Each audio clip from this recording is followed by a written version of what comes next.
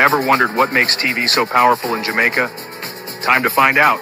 Welcome to Global TV Group 358, where television meets innovation. We're not just about shows, we're about shaping society. In Jamaica, TV keeps you informed, connects diverse voices, and supports democracy. Imagine a Jamaica where broadcasters unite, sharing data and collaborating globally. That's us, a unified voice in the TV industry. Did you know TV advertising is still king? It drives website traffic, boosts brand equity, and powers integrated campaigns. Even in an age of digital, TV stands strong, resilient in tough times. Our global TV deck is your treasure trove of insights and data. With charts, graphs, and success stories, it's your guide to impactful TV advertising. Curious to learn more? Visit our website and see how Global TV Group 358 keeps television at the heart of entertainment in Jamaica. Get ready to binge watch the future.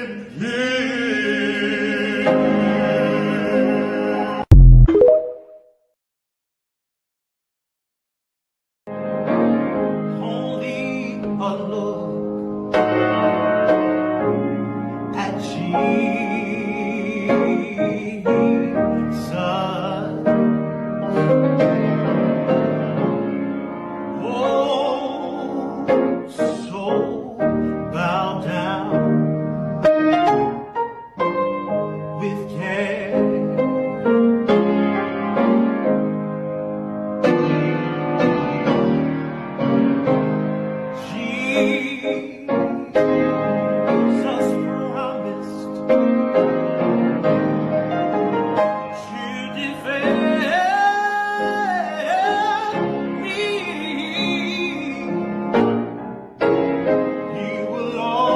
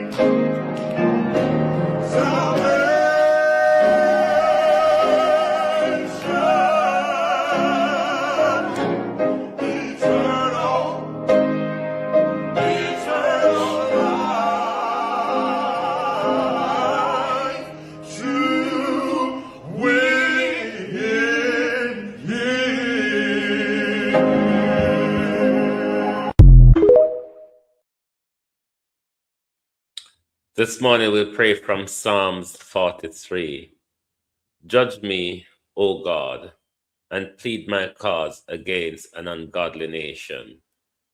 O deliver me from the deceitful and unjust man. For thou art the God of my strength. Why dost thou cast me off? Why go I in mourning because of the oppression of my enemies? O send out thy light and thy truth. Let them lead me. Let them bring me unto thy holy hill and to thy tabernacle.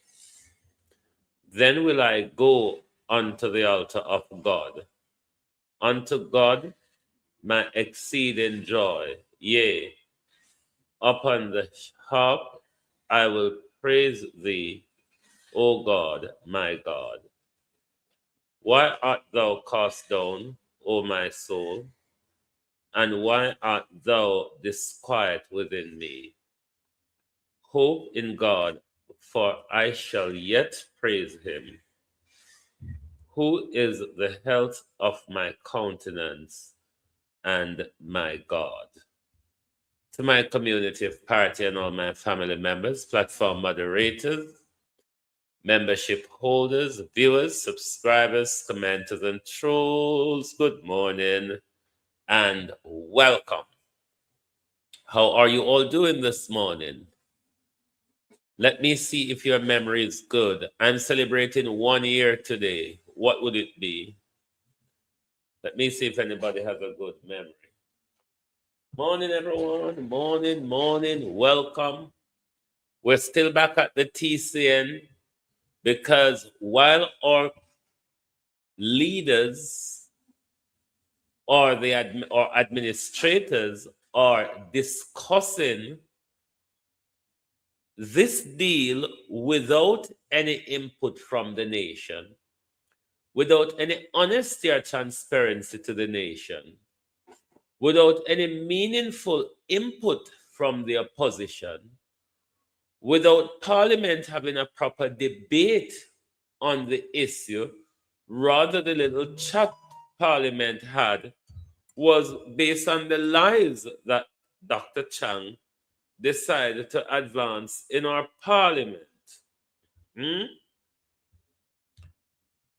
So we're going to continue on with the TCN issue because we must hold it up and shake it in front of them face until hold it up and shake it up in front of them face. We must not allow them to think that the 9-day wonder is up and the discussion on the matter is closed. Baron Leslie, good morning. Andrea, Abinasa Cody, Miss Jam Uptown, Gloria Morris, good morning. Barbara Simpson, Althea, good morning. Violet Watson, Blessed Woman, Philiard Vibes, good morning. Michael Nepper, good morning and welcome, one and all. We have bits and babs to deal with this morning, as well as we're still talking about TCN, Third Country National Deportees. The government wouldn't want you to call them deportees. They would want you to stick to the TCN acronym, which they're still deportees. That's why they've been shipped from one country to another. But one could also argue, veteran Andrea Hamilton Wilson, morning. One could also fairly argue that this is human trafficking, modern day slavery, human trafficking, Marcia Bureau, right in front of our very eyes, in violation of international law. International law that the United States, who is orchestrating this modern day slavery have absolutely no respect for. So we must continue to highlight this issue that our leaders are drawing us into without us understanding what are we really getting into and what are the implications to the Jamaican people and the Jamaican society. So we must continue the conversation on the TCN, because from the interview we listened to last night that Dan Jax Miller did with the ambassador, the Antiguan ambassador to the United States, Andrew Holness lied to us. I mean, they're all lying to their people, or all withholding information from their people. But our focus is on Jamaica, where the conversation, as we learned in the interview, started from March of last year. March last year was when Marco Rubio came to Jamaica. So that is telling us that a part of the discussion, among other things, that Marco Rubio had with Andrew Holness was this very said debacle that we're dealing with now, the third country nationals. Even though Audrey Marks have her spin on it, Horace Chang, Marcia Taylor have his spin on it.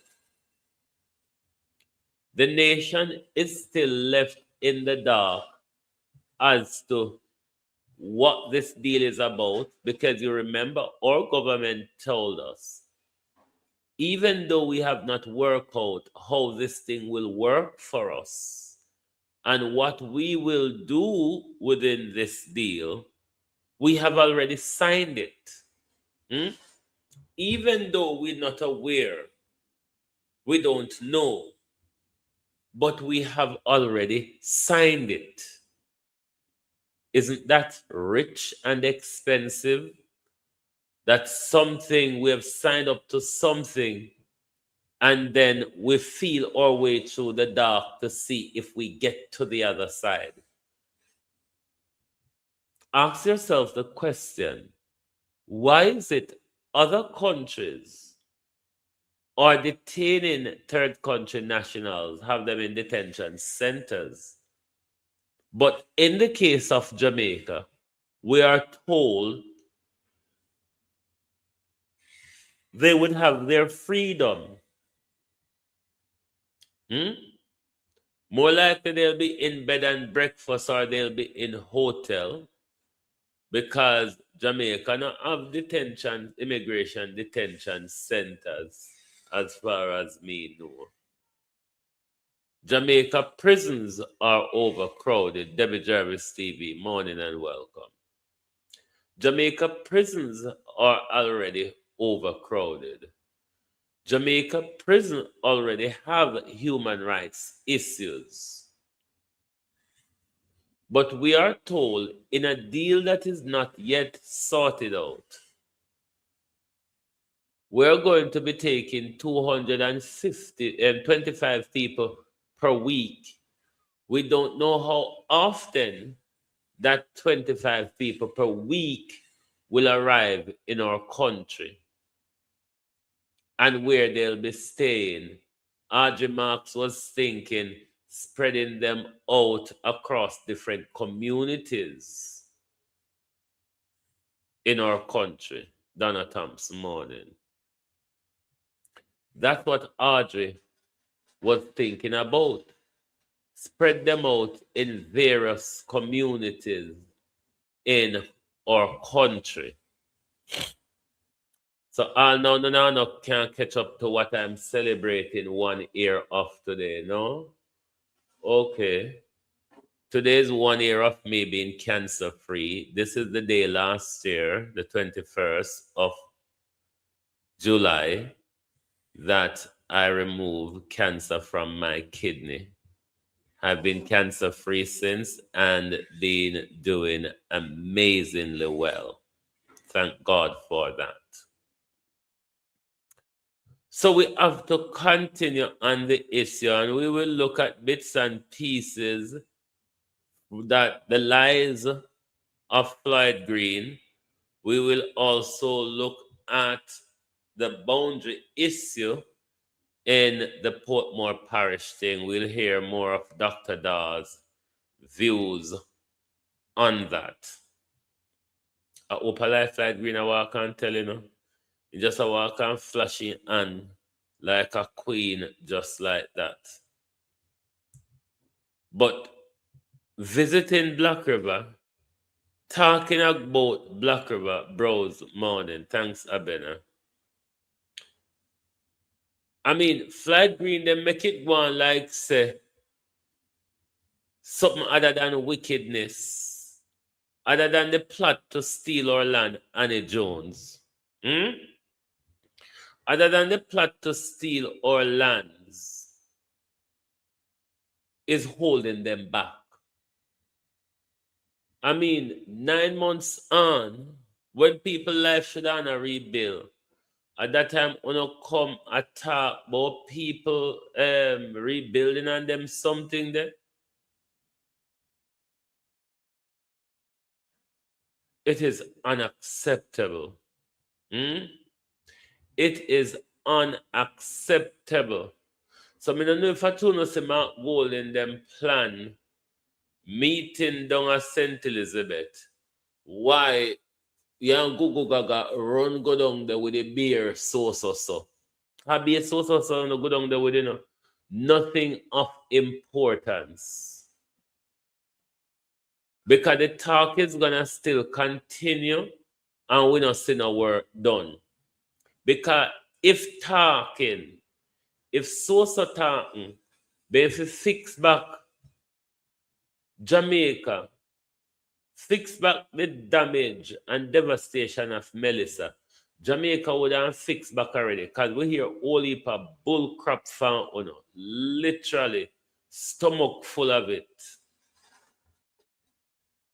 And right now, we country lying in ruins. Half of the country lie in ruins still. All the government still run around, make the nice and have the fancy fair. So we're encouraging all residents of St. Elizabeth. Tomorrow, 5 p.m., you should attend the town hall meeting at the Black River High School to hear your views and your concern. Because you have been suffering for 9-10 months now. You have been suffering for 9-10 months now.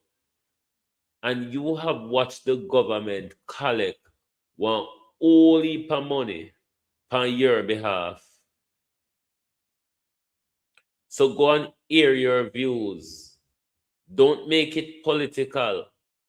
Make it about you, the people of St. Elizabeth.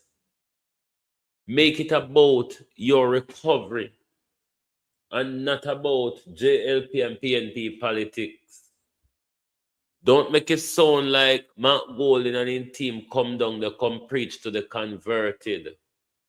Don't make it sound like Mark Golding and his team come down there, come preach to the converted. Get involved, because you, St. Elizabeth residents, especially those of you in Southwest St. Elizabeth who was severely battered, Parity and Black River people, Treasure Beach people, will face the full brunt force of Melissa. PNP or Labour right, Opal, how you do? PNP or Labour right, go out and make your voice be heard. Don't make it a political thing. Make it about you, the people of St. Elizabeth, who's about to lose your land, who for township mash up Suzette Williams morning. So make sure, Marcia Thomas, make sure you attend. Make sure you attend tomorrow and hear your views. Because if Fly Green and Google gotta come down there, God and earth know what they are talking about because no one knows. Because they're going to talk and talk and talk until the people forget development, until another storm come and the worst to the community. So we mustn't just leave it as it is. We must continue to raise concern about these issues. Because we see JPS get for them amount. Even when JPS raise light bill pan we still see them get for them amount out of our recovery money. And the taxpayers of Jamaica still waiting for something. But let's go to some reporting from Africa on the TCN issue. Because we must not allow let's start with what TCN story to die out. Because it's an ongoing story, a story that have implications for us, Kimon morning. A story that has implications for all of us, but a story that the government would want us to have believed otherwise, or to leave the story to die out.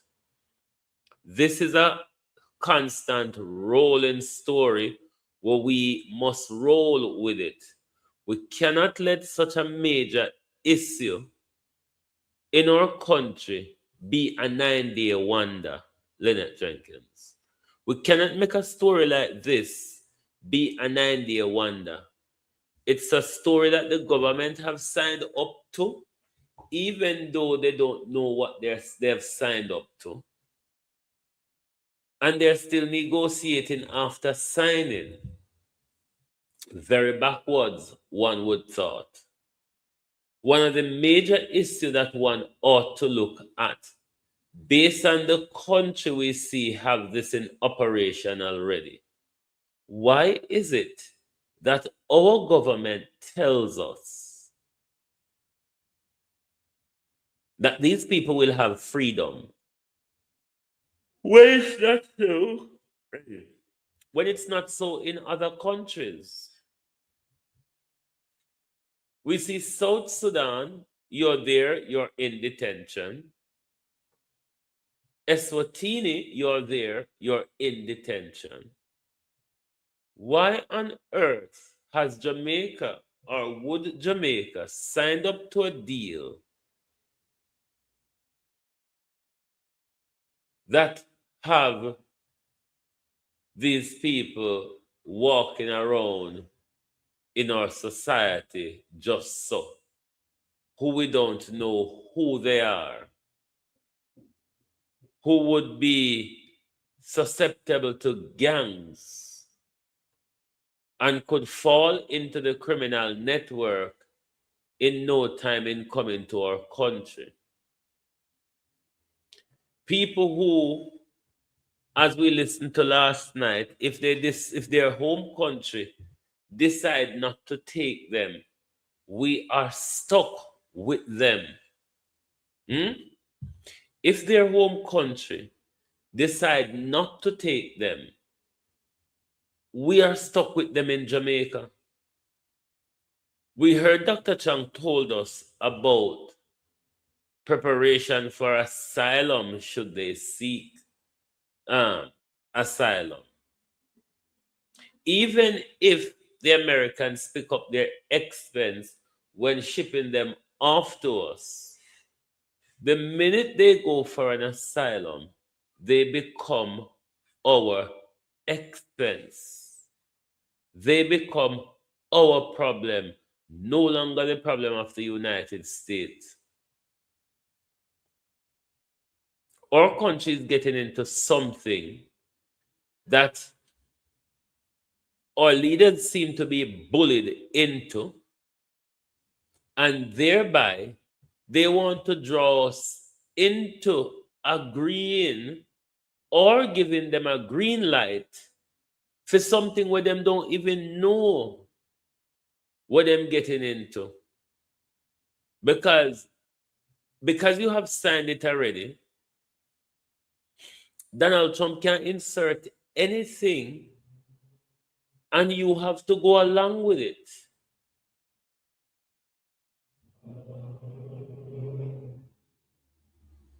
Anything, and you have to go along with it because we as a country have already signed on the dotted line. So whatever they enforce in the agreement,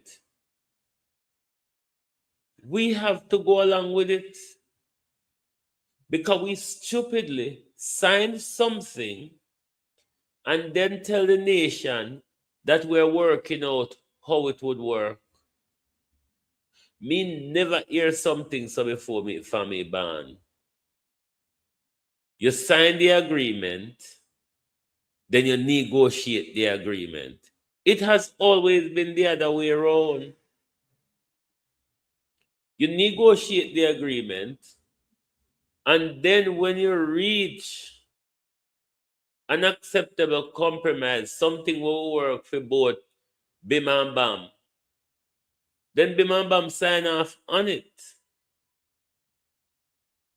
So the government cannot tell us that this is not a dictation where they've been told this or otherwise.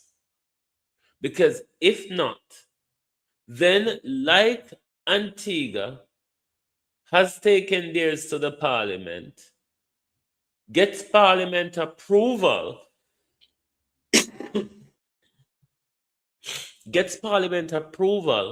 to continue, Renice Nicholson, the negotiation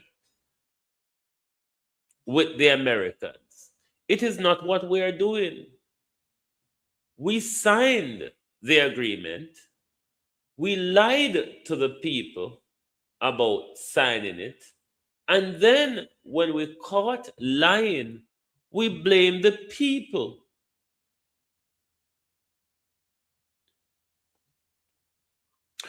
Oh God, Donna Thompson. The American system have wholly upon them. You see, Jamaican politicians cannot commit so much fraud without their money going through the US wire system. A lot of them have property. A lot of them have property in America. It is why Horace Chang lost his visa. It is why Darrell Vaz did lost for him visa because them crime picked up in the American wire system. It is why WikiLeaks have Chang name in the big time. So the Americans have a holy pandem. Jamaica has been infested with CIA since the late 1970s, early 80s. The CIA job is to always secure things for you for use against you. That's one part of what they do. So they would have an awful lot against them to use it on them when necessary, especially in time like now. This is why people like Horace Chang, who the United States take away visa, whose name is in the WikiLeaks document, have signed a deal that him can't even go America go negotiate with them because he doesn't have a visa to go there. Because of his criminal activities, his visa has been removed. His diplomatic visa has been removed. So obviously, the Americans have a lot on them. It is why them have them the way them have them weak to what the Americans want. Otherwise, just like Antigua, you would be negotiating rather than you're being told. We have been given marching orders by the Americans. This is what I want you to do. This is what is required of you. Otherwise, you couldn't sign a memorandum and then have the nerve to tell a half-educated population, because all if I don't start Jamaica, and don't listen to when these people talk.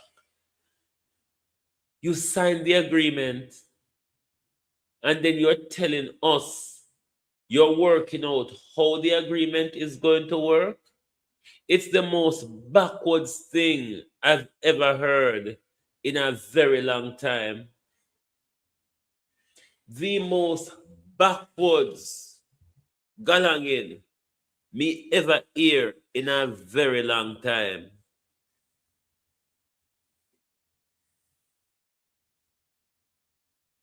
And they must answer to us. The Jamaica government must answer the question to us. How is it? And why is it? What pressure was being put on the Jamaican authorities why they signed a deal before negotiating it? Why you sign a deal, then afterward you negotiate how the thing will work? Jamaica, this is something to look into.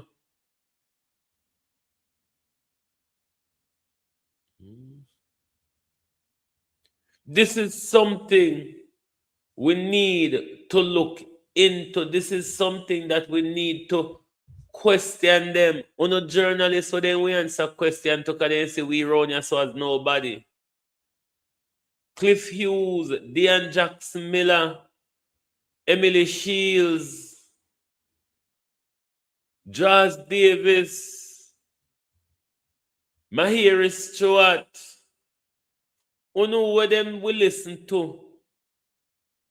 Shinella Pulling, the whole Ask Andrew and Chang and the dunce Backahole RJ, Backstreet RJ with Top Road play a marble. By the way, Prime Minister, who is the ambassador? We country can't left ambassadorless, so. It's enough time now that the Prime Minister appoint an ambassador to the United States of A, isn't it? But on journalists, when they listen to, please to ask them the question, how come? How come manage fit? But then again, this is a Batman government, so I have to look back way galangin. Batty government, have to do things back way. I've never seen such a backwards galangin. And may I beg the journalists them, we have the government ears. Ask the government the question, is this the norm? Why have we signed an agreement that we have not negotiated? Why have we signed an agreement, then afterward we turn around and do the negotiation? Talk truth. Mainstream media, wanna help us to ask this question? Because we look at jingbang round here, so we know where they have for them ears. If Marlon Morgan never harassed my phone, I would have unblock him and ask him the question, but we can't take the harassment from Marlon Morgan. Because all two of me, all like hold me straight like a pencil. All 2, 3 of me can turn up behind Marlon Morgan and you'd have never see me all if you peep round. But me know Marlon Morgan, me know despite me block you from your phone, y'all listen to me. Because you can't help it. Marlon Morgan. Marlon Morgan were obsessed with me. Marlon Morgan were a tailor have to stitch your underpants because shop no make them size there. Marlon Morgan where your leg them a suffer, your leg, boy, your leg them must full of chafe up or your wear tight. Your leg them must chafe up, Marlon Morgan. Me not lie. Yak. But like how y'all listen to me, Pamela Akola morning. Me know y'all listen to me, Marlon Morgan. Ask your dumb government, how could you? Just how you can crack you like how you can't get for text me phone anymore. Marlon Morgan. Your kid must have cracked you. But ask your government, how this sensible that you've signed a deal, then you negotiate it. You sign a deal and you tell the population, say, I work out how it go. So what is it that we would be? This is why we don't have nothing for debate in our parliament, you know. This is why we don't have to debate. We don't have nothing for debate in our parliament. Because we not sign on a blank paper. Don't Jamaica Labour Party. We signed blank paper, but then again, Andrew Holness regime. Andrew Holness used to the blank paper signing. Just ask Christopher Tufton and Arthur Williams. Ask Christopher Tufton and Arthur Williams about Andrew Holness and the signing palm blank paper. This was why Audrey Marks couldn't have had a straight interview like we see Dan Jackson Miller have with Richard Sanders. This is why when Chang went to the press conference, he buffled and muffled. This is why when Audrey Marks sit down, it was a disgrace that a woman come to the public to clear up something and pour more hot water over the pluck fowl. More hot water, Audrey Marks, over the pluck fowl. We're going to review some of those videos this morning of Chang and Marks and the Bim and Bam, Dana Morris Dixon and the Shrim and Shram. A bare idiotness. Is this what we're paying for, Jamaica? A whole heap of money we are paying these people for run with country, you know. And when it is run down, when Donald Trump have them running around, and then they would take to the big stage and talk about sovereignty. They would literally take to the big stage and talk about sovereignty.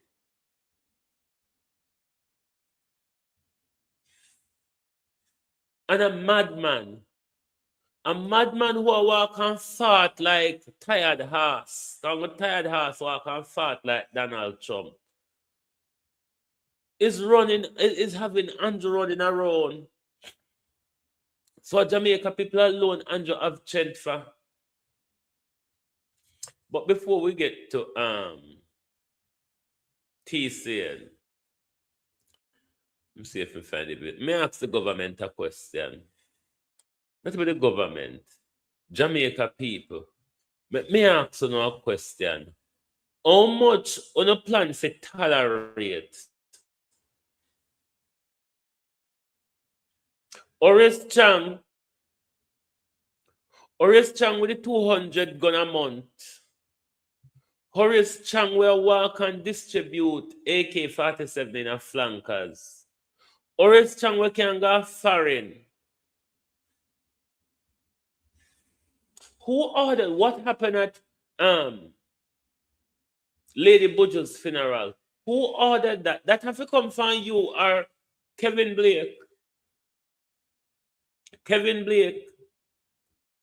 But I'm afraid to talk to Duppy, because Kevin Blake have an evil upon him. We don't know if Jamaicans can see evil when them see it, but me can see the demon. When me look at Kevin Blake, I see a demon.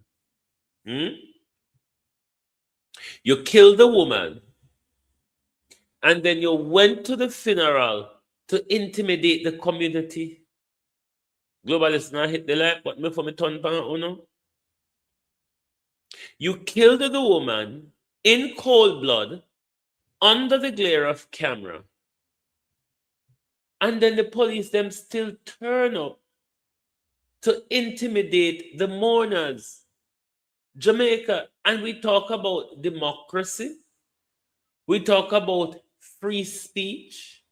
We talk about our country. Our what? Our what?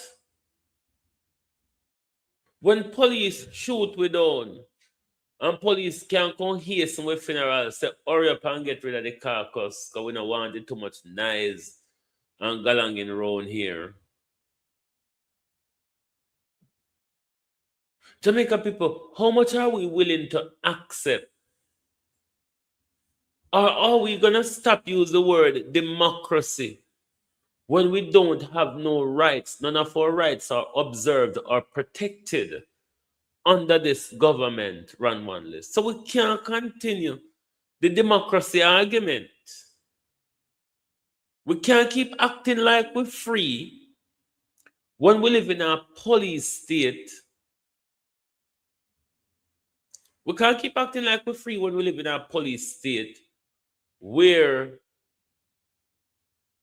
the police them do anything with we, them kill we in a cold blood, and then them come out with funeral, come intimidate with families, with grieving families.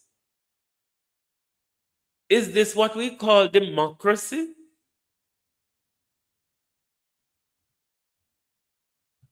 Globalists, wanna stop playing with me now? I beg, stop playing with me. Hit the like button. Otherwise, we just end the live and go on my bed. I go find something though.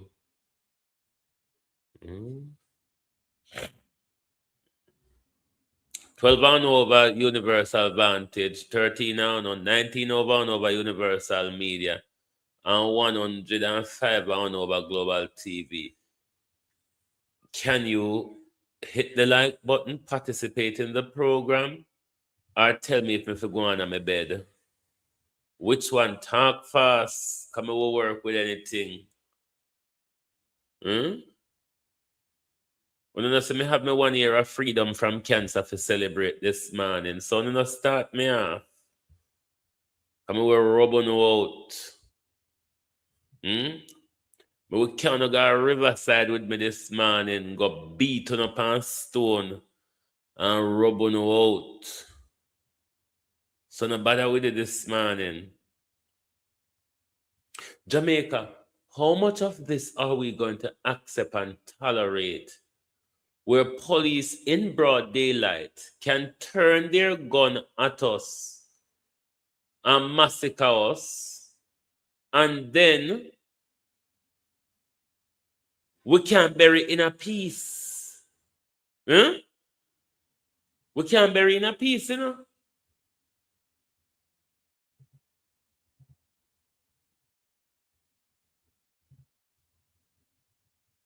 Bear with. What is happening with my video this morning? Look like a whole force come for Buju thing, dog. A prime minister dead. A prime minister for Granville still. No pussy. 21. Hey. Vibes. Acid vibes. Big up a badness. Force. Like up alive. 2,000 no. I don't know why. No money got nothing. No money got nothing.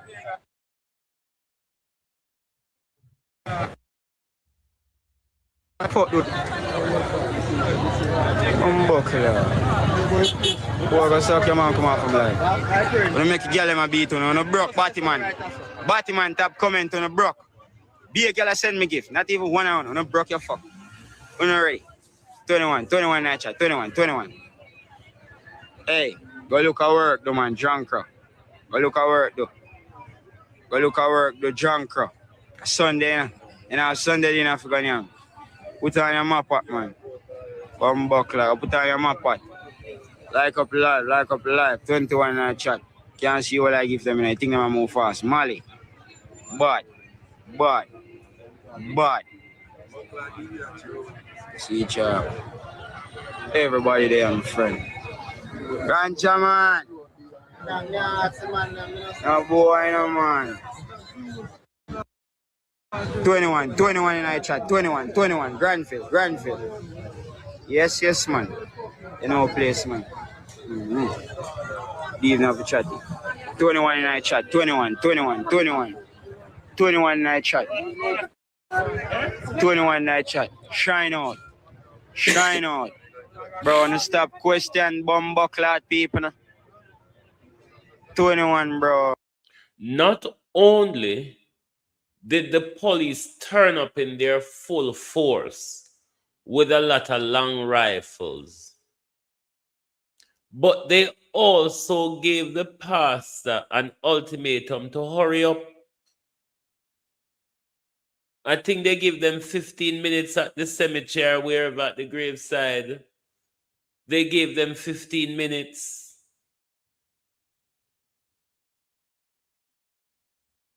Jamaica, we cannot tolerate this. Now that World Cup is finished, what will be our next focus? Because remember, so we did come off Jamaica issues a focus on World Cup, you know. Now that World Cup done, Jamaica, because it's gonna come out for very messy, you know. Gonna come out for celebrate Spain, you know, Jamaica people. But when police brutality on silence, and see our security guard thought shot on now. And the police wanna shoot on you know. Just raise your fist at a security guard and see what happened to you in Jamaica. And then when things are going abroad, Jamaica people want to stop them or in. And Jamaica people don't see. So them a lose everything that our ancestors fought and died for.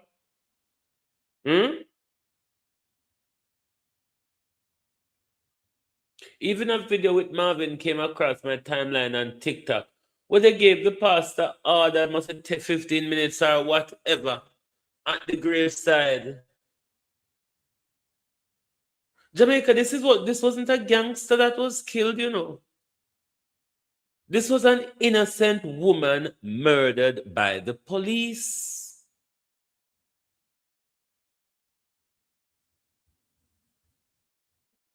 This was an innocent woman murdered by the police.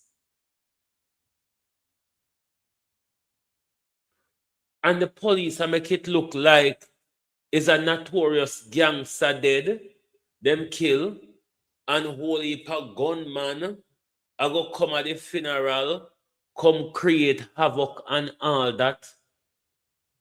That is what the police them went to the human funeral Sunday go do, you know.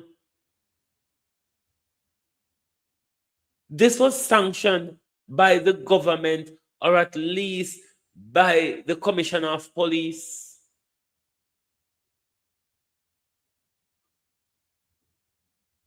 The police should have stayed away. There was no need for police to attend Buju funeral because they know that the mourners don't want to see them anyway.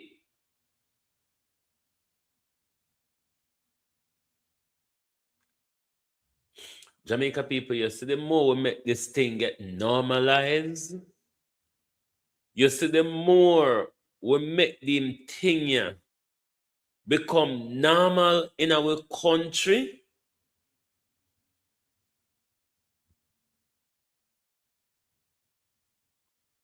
it's going to become the norm for everybody. Remember, this was honest woman, a woman making her honest living, and police shut her down just so. And police turn around her funeral, go intimidate the mourners. It said about 40 police, and them have whole heap of long rifle. But not only that, they gave the pastor 15 minutes at the graveside. And them something we normalize Jamaica. And them so-called, when we sit down and we do not show opposition to these things become normalized. Where police can shoot we and then turn around and oppress we mourning family. Turn around and obstruct with funeral. And you all don't see the danger. Anyway, let's get back to TCN. Jamaica people, we can't continue like... Let's start with... We cannot continue like this. We can't make everything just a pop-off round with so. And we sit down and wait for God or somebody else to come intervene or get involved. When we sit down here, I go on like we're nice. I must nice, we nice. I mean, not see we nice, boy. I mean, not see we benefit out of niceness.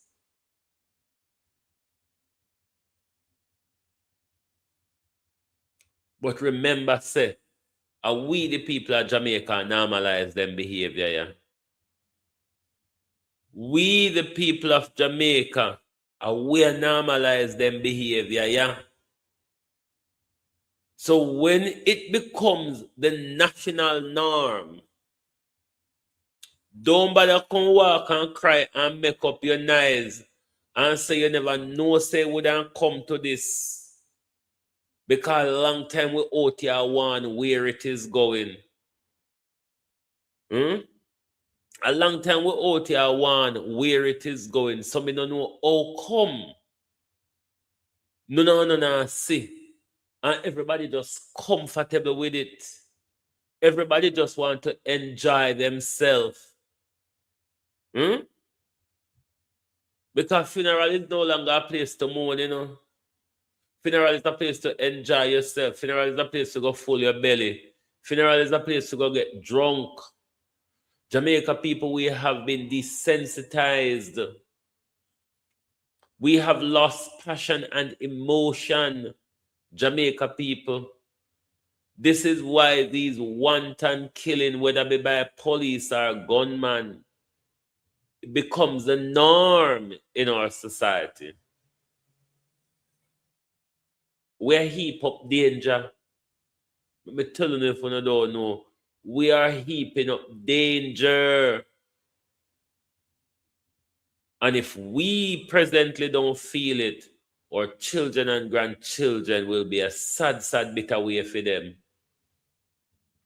Because if we don't work for things change for the better, it will only get worse. Because if we are watched carefully, we are going around with, things are get from worse to worse every day. Till see now, they might take up deportee. America forced Jamaica to take America's problem, and we can assist Haiti, who is having real problem. The people of Haiti who are having real problem, we can assist them. We can give them safety. Jamaica don't know say this is fucked up. When people were run from war, were run from torture, were run from armed gangsterism, can't get rescue from we. But people were Donald Trump regime a push out only because Donald Trump racist. Only because Donald Trump regime racist. That's the only reason why we across the Caribbean and across Africa, and this is why I say we cannot fight for reparation while all of this is going on. While black countries, post-colonial countries, post-enslaved rather, countries, is involved in the United States human trafficking.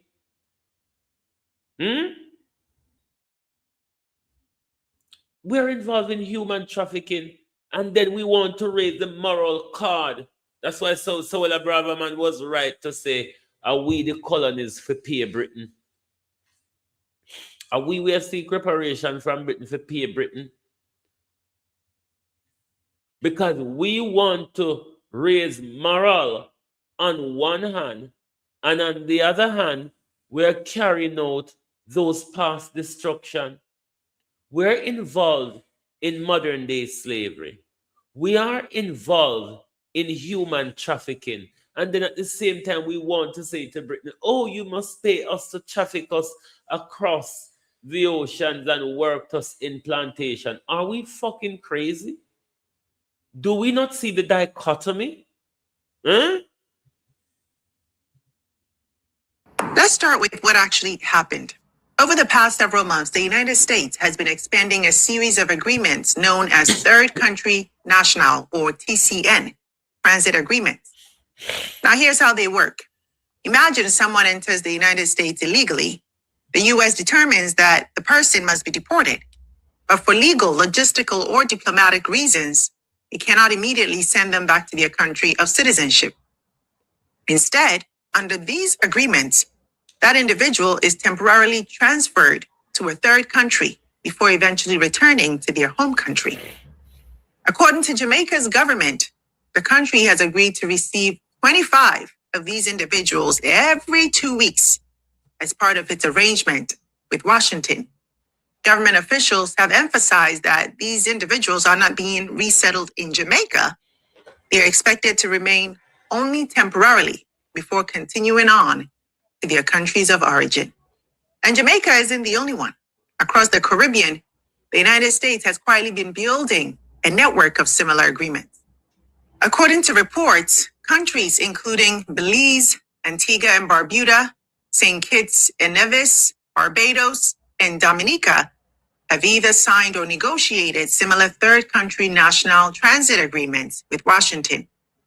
And beyond the Caribbean, the strategy is also reaching Africa. Sierra Leone has signed an agreement to receive up to 300 West African deportees each year, while Eswatini has already accepted multiple flights of third country deportees from the United States under a similar arrangement. Reuters and the Associated Press also report that countries including the Central African Republic, Equatorial Guinea, the Republic of the Congo, and Sierra Leone are participating in various forms of these U.S. transfer agreements. In fact, it is estimated that roughly 30 countries around the world have now signed these types of MOU with the United States. Some Caribbean governments have already signed. Others are still in the process of negotiations. And my people, think about what that means. This is no longer a policy affecting one country.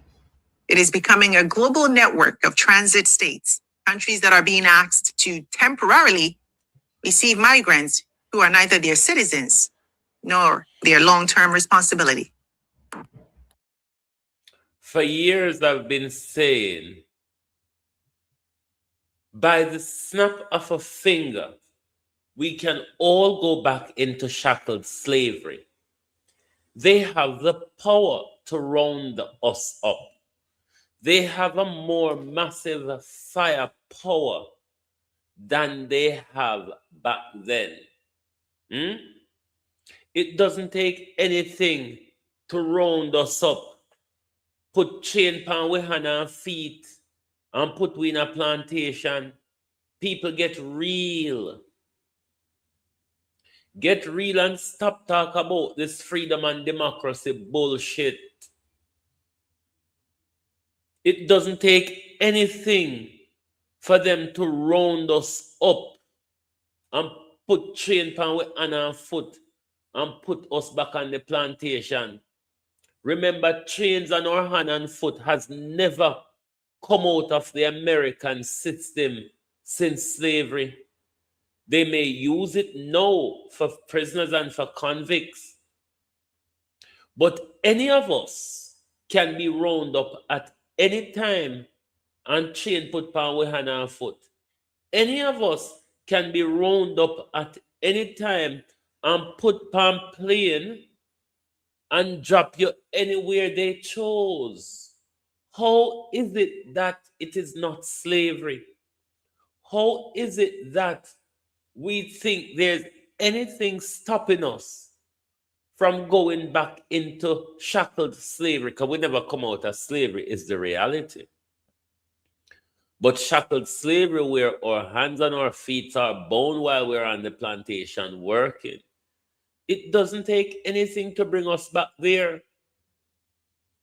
The deportee Galangin, the TCN Galangin shows us the power that they have. Remember me telling you all the while, America has never had respect for international law. A long time me telling you, say a lot of these treaties where America walk and force down people's throats. America has never signed up to many of these international laws. So we must be careful. Be careful of what we are getting to.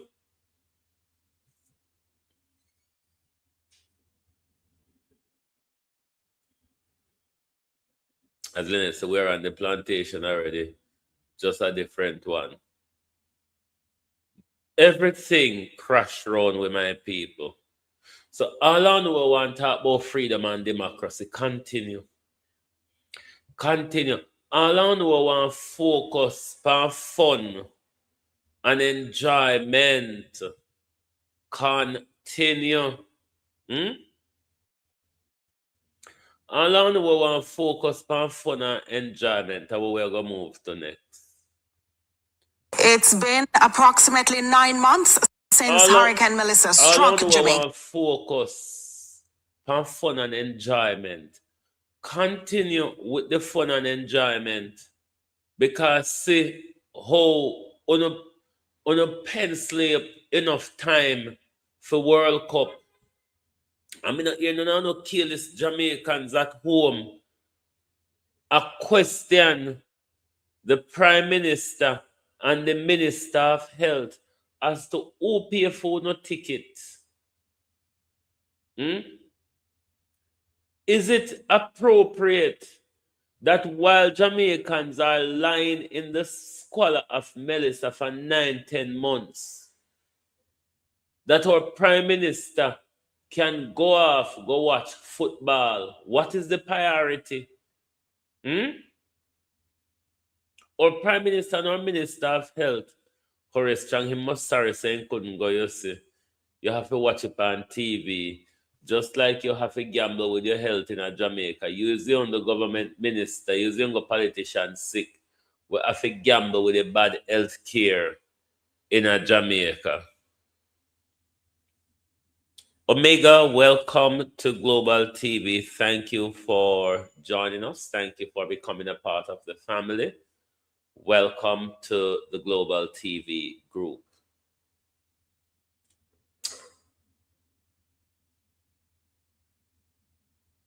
We take them something lightly. We take them something as the norm. But when it becomes nationally, we're all aware experience it, Jamaica people. Because it may be the poorer class that experience it now, you know. But one of you do, one of you use Auntie Angela example. For say, one day, when we're uptown and look down pan we, just look at what happened to Auntie Angela at Barnett Street, Darling Street police station. When they pepper sprayed Auntie Angela in her eyes, Auntie Angela never expected that. Many of us Jamaicans Never expect a high official government minister to be pepper sprayed by the police. So just like how it can get to Auntie Angela's doorway, you lot uptown, you Beverly Hills and Stony Hills lot, you Jocks Hill lot, this will get to you one day. And when it get to you, don't come cry to it. You understand? Don't come cry to it. But the whole country priority is wrong. All we care about is a belly full. All we care about is being drunk. All we care about is international business. Because it's all on slave in a Jamaica. We know walk and celebrate all of these white football team and how much the African country did in there. And we never hear anybody, any of support or celebrate them. We just love up on a slave master, so and then we go on like we're not ready to go back in a slavery. The issue is, should we have come out of slavery? I don't know. Jamaica and South Africa is showing me, who is confused, mind you, that there wasn't a point of us coming out of slavery. Because South Africa, look at what South Africa do to all the other black countries where they will fight to get them out of apartheid. Look at how Jamaica, who fought, we were one of the most terriblest in the Western Hemisphere when it comes to fight against slavery. Because all Bookman Duty, who was a major part of the Haitian Revolution, is Jamaican. But we have given up. We have given up and thrown our hands up in the air and said, that's it. But remember, Jamaica people, remember black people, you're surrendering your children and grandchildren back into slavery. We're supposed to be fighting harder than our ancestors because they fought to give us a level of freedom. They fought to get the chains off our hands and feet. And right here now, we'll walk to the slave master them and I stretch out with hand and with feet and say, bind us again. If we don't understand. Because that's what we are doing. When we are not fighting to maintain what we have, when we are not fighting to make sure when we go, we leave better for our children and grandchildren, we are surrendering what our ancestors fought for. As long as we're belly full and as long as we're half drunk, as long as we're belly full and as long as we're half drunk, everything all right in our life. Me never see a set of people so careless. And then we want Chinese to come do this. We want white people to come do this. What are we going to do for ourselves, black people? Other than praying to God. Other than praying to God for nothing at all, like literally nothing. Because black people don't pray for anything. Black people only pray for people here so them are praying. Black people, how long it going to take for this on the prayer don't work? No, talk it truth. When black people are going to wake up and see say them evil prayer now work. Because if prayer they are working, black people, if prayer was working, us as the most praying people on this planet, and we are the worst of people on the planet, we don't know work out yet say prayer now work. No, talk it truth. How long it going to take for work out say, you know what, this thing ain't working. Even if we're praying, we need to do something else to couple with the praying. But the source of praying isn't working. It is not advancing us politically, socially, financially, economically. It is not progressing us. When are we going to stop and see that we have to do something different other than praying? Aren't you tired of hoping and praying? Till today, everybody, especially since COVID, everybody have a church out town. Everybody turn minister online pound. Everybody have offering plate out the pound. We're not ashamed. What we turn out to as a people? We're not ashamed. If you see how we pray, and nobody know they know we answer with prayer. Anyway, let us go to something else. It's been approximately 9 months since Hurricane Melissa struck Jamaica, and the commercial landscape and communities in Black River are yet to recover.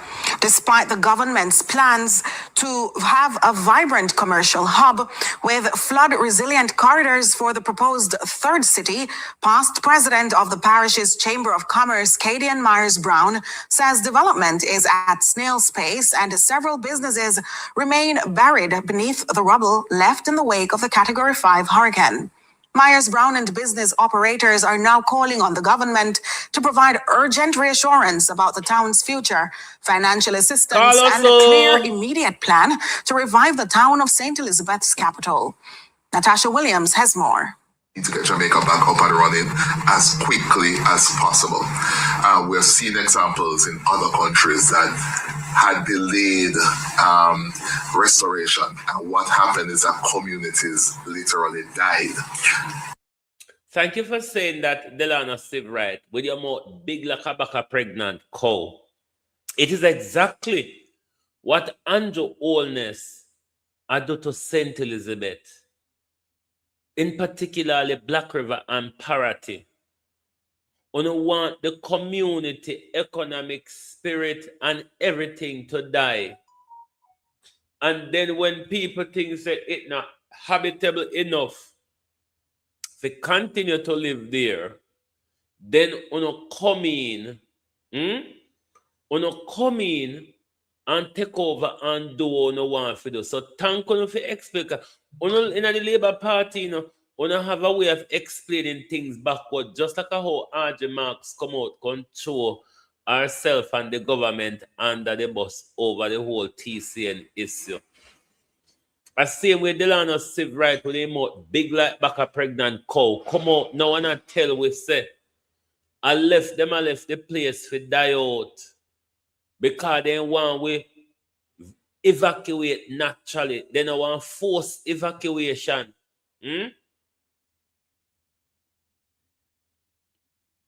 Remember the man pan the lollipop stick tell us that them gonna turn from Parati all the way down to Hodges touristic. Even though Flight Green say a lie we a tell. Even though when Flight Green and Gugu Gaga Parati and Black River were there, Flight Green tell the people them said no go so. I wish Flight Green could tell that to Andrew Holness and Edmund Bartlett, the Minister of Slavery.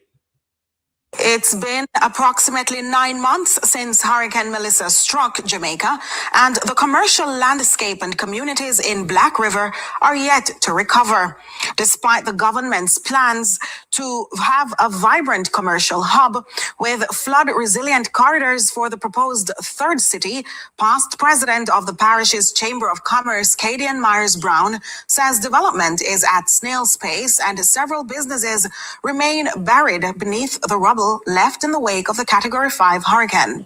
Myers-Brown and business operators are now calling on the government to provide urgent reassurance about the town's future, financial assistance, and a clear, immediate plan to revive the town of St. Elizabeth's capital.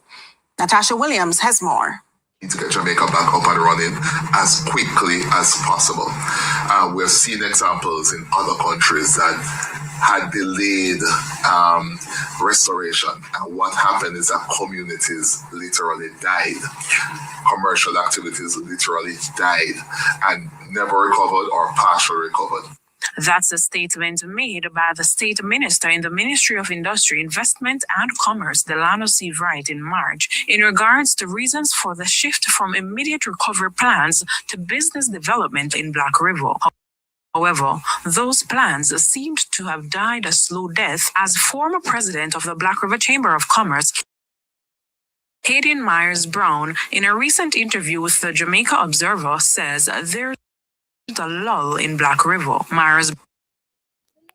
That what Delano Wright says was said in March this year. We're in July now.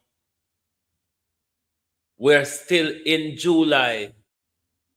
And nothing still not happening in Black River. Nothing still not happening in Western Jamaica, the truth be told. Let's listen to Fiona Beswick. Or let us watch Fiona Beswick hand. And think to Fiona go on like I said, if it jump and celebrate and say, ooh. Fiona, member say from November or from January, whenever the children them gone back to school in the same condition. So I don't know if Fiona go on like I said, this is something to celebrate. Fiona, under the way behind time, girlfriend.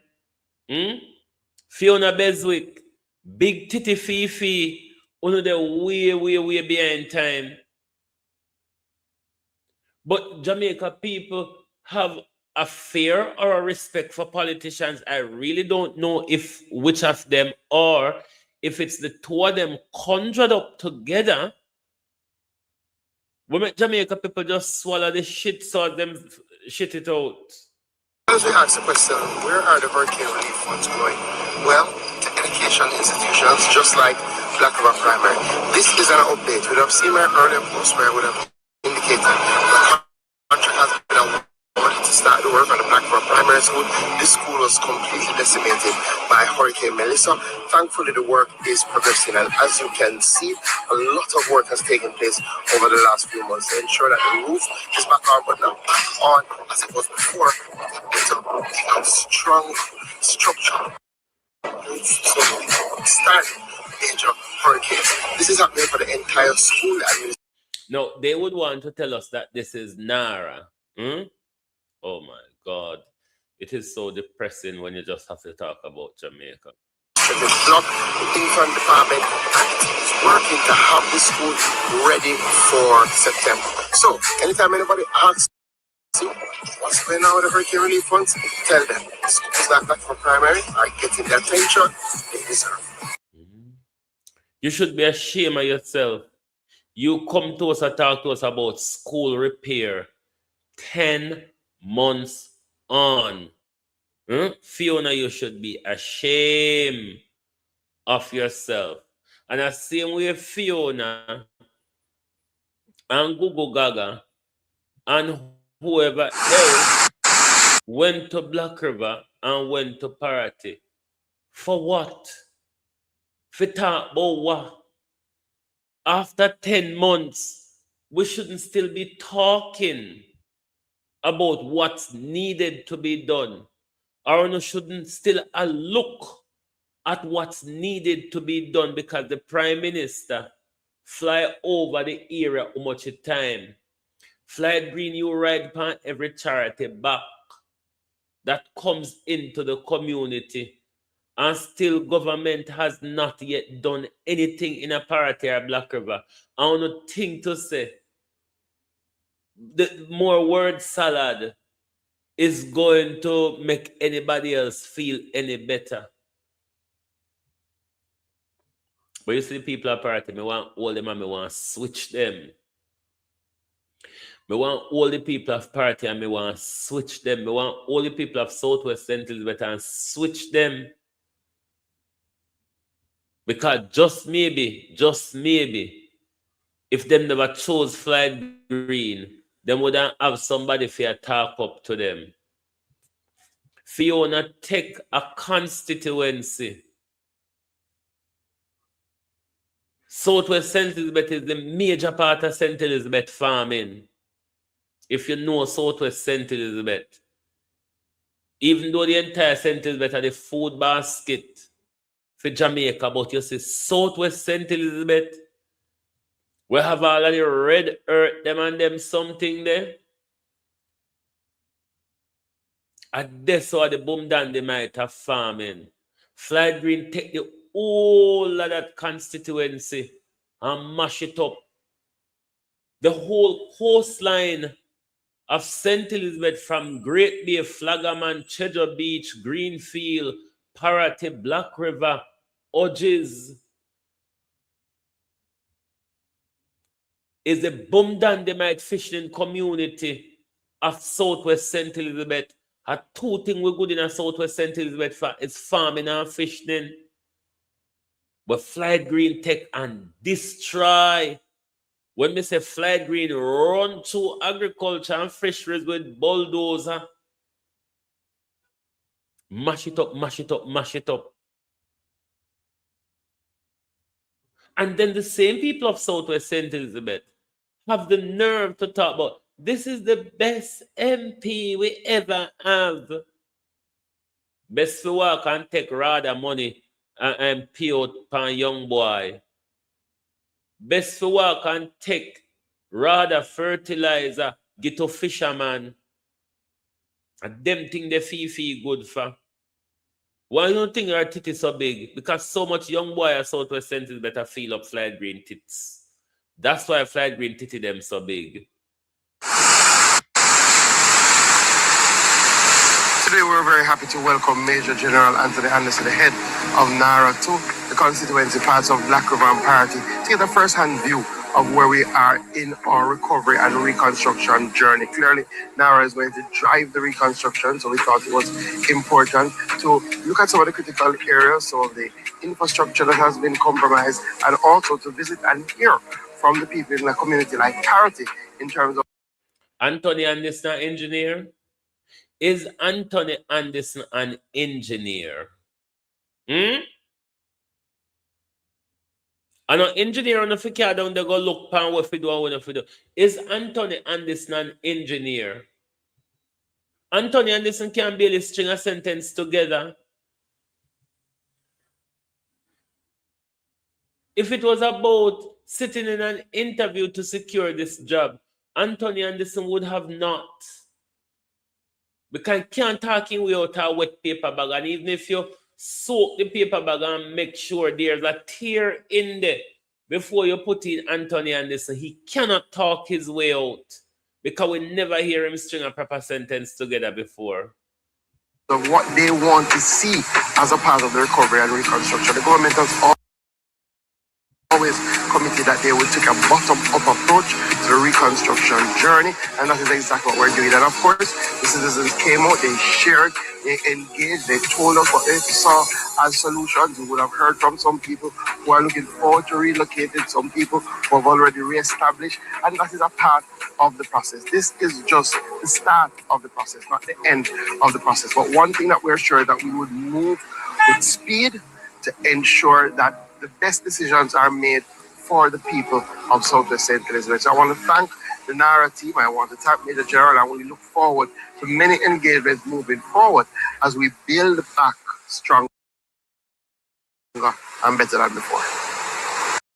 If it was up to me, I would have chopped your fucking hands off because you think your hand helped you tell the lie them. If it was up to me, Flight Green, I would have chopped your hands off. But let us go to Flight Green and the others before we go to Dr. Dawes. Remember when they could have walked with water? I truly believe.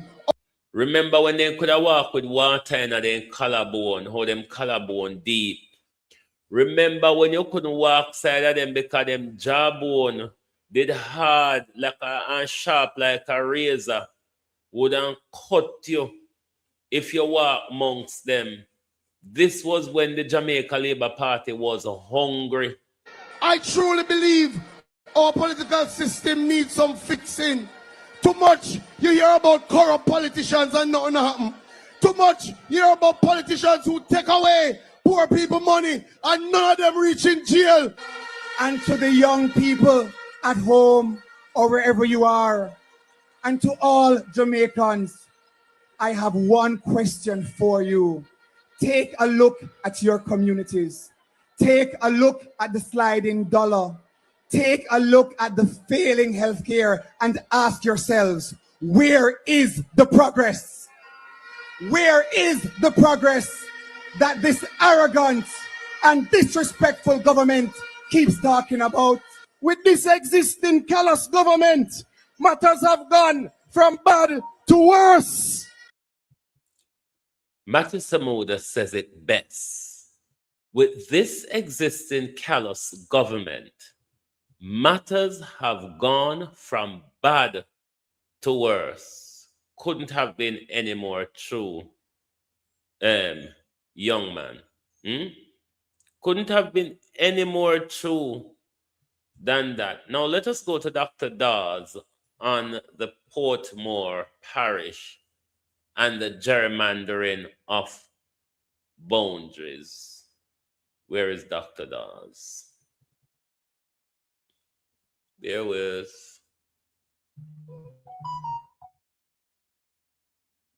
Is not affected, but it is the principle.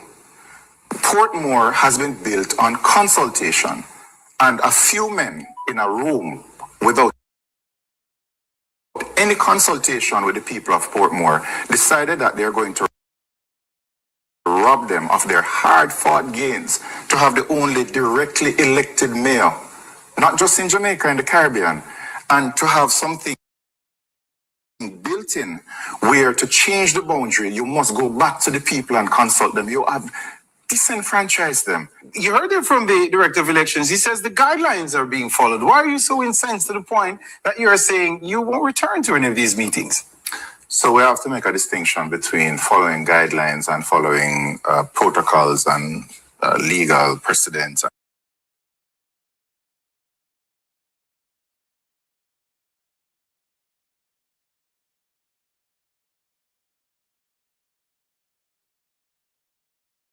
Sorry, one of my moderators sent something to me that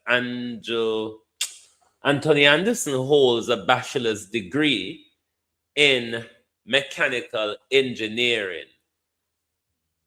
It would be better off if he had a degree in civil engineering, which would help in this situation where I'm not sure if mechanical engineering really suit when we do right now with Nara, but him will forget everything for him left university when Wapi killed Philip and when Saltfish Shingo Hosta.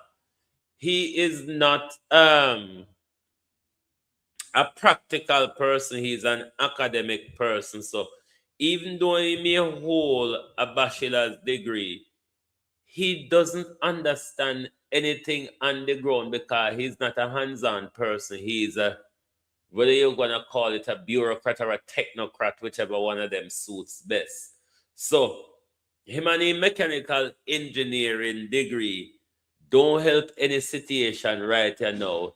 Even if he was a civil engineer, him out of practice a long time because of technocracy and bureaucracy, boy, they've been doing forever.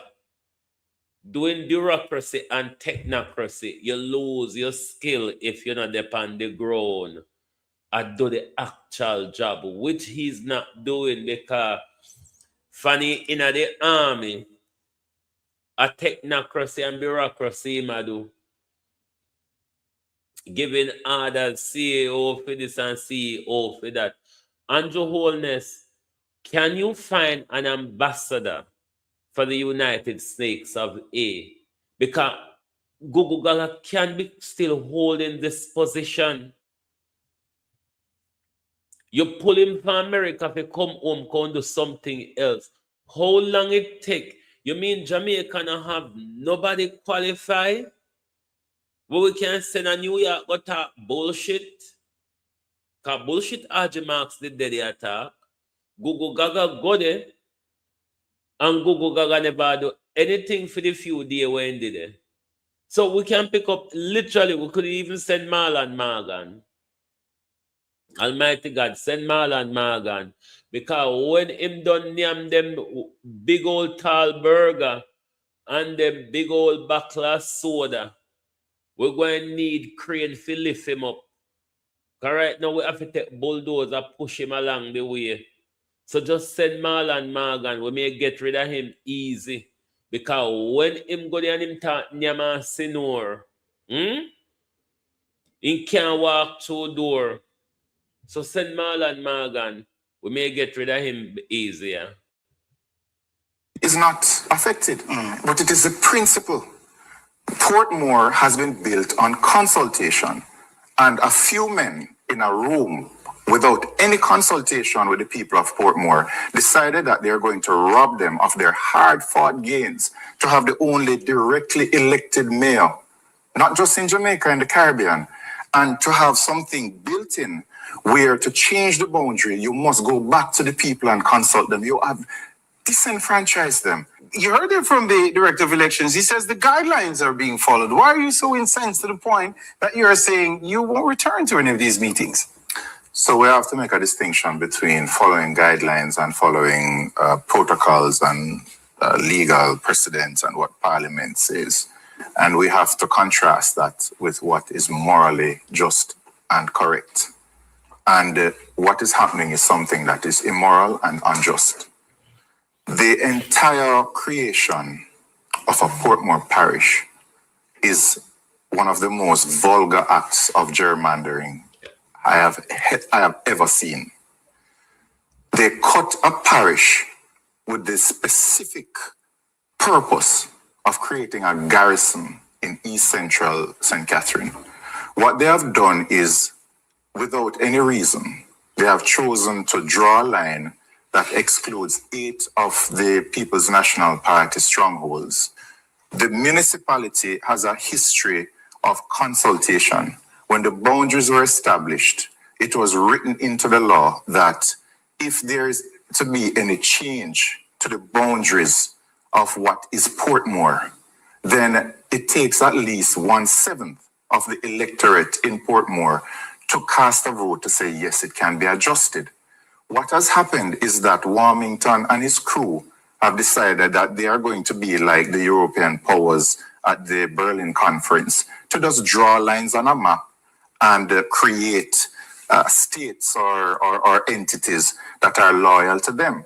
What they have done is Berlin conference? That is what happened, why Africa has been sheared up. And this is what you're likening this to? I am likening what they did to the people of Portmore to what the Europeans did to Africa at the Berlin conference. And you don't think that's a bit over the top? They have drawn lines through.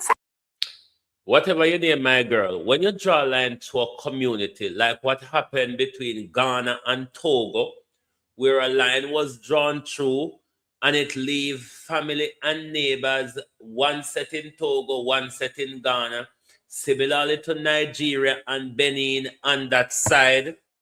You leave one set in Benin, one set in Nigeria.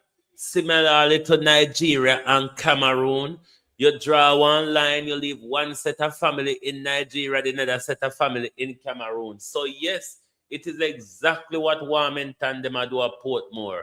Them draw a line to a community and left one community in a St. Catherine and one community in the parish of Portmore.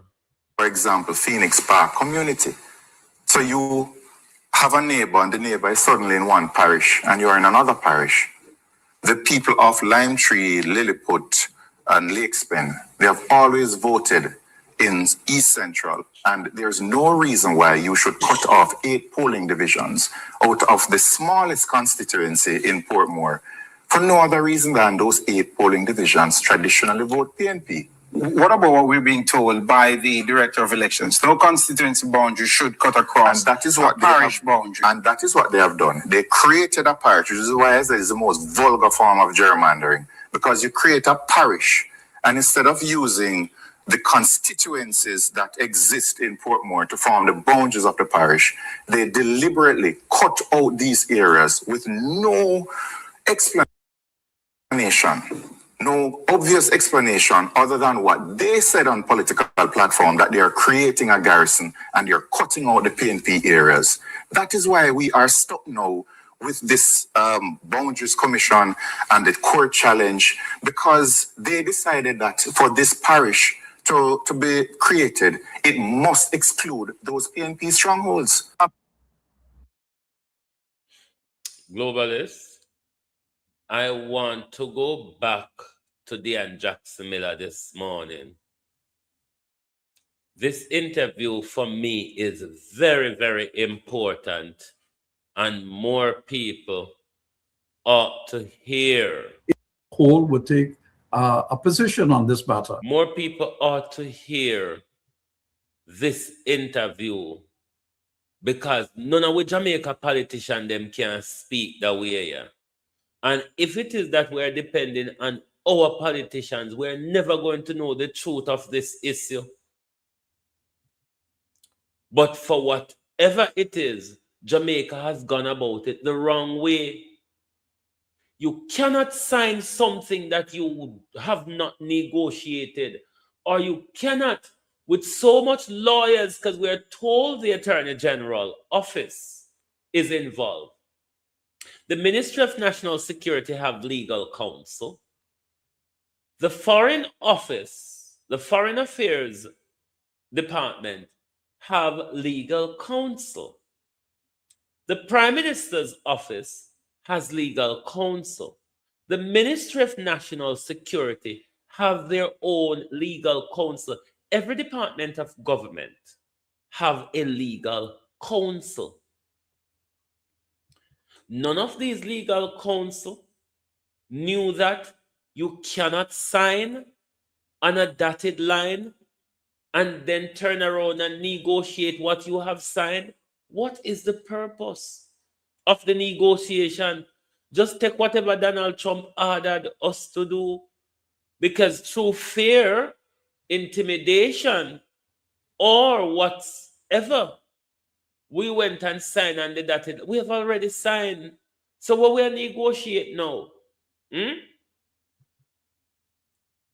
I think we need to go back to this interview. A lot was said in this interview, including this interview exposes to us that when Marco Rubio came to Jamaica last year, March, he had the conversation with Andrew Holness about the same TCNs we're discussing now. Andrew Holness lied to us.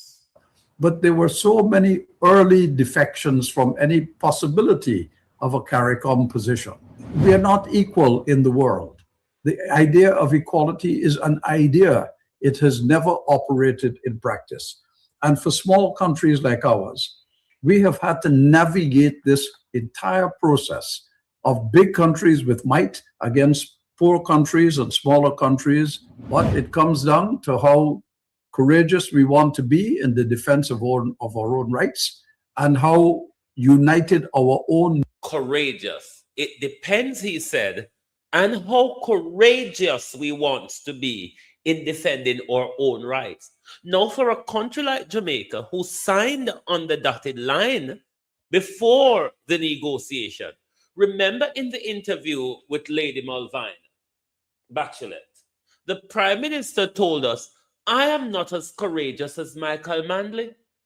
I'm a wimp, said the Prime Minister. I am a poodle, said the Prime Minister. Don't look at me and think that I'm going to roll my shoulders up and make that big speech like Michael Manley, when I know, said the Prime Minister, I can be indicted and put in an orange jumpsuit. Nations are individually, even within Jamaica, within Antigua.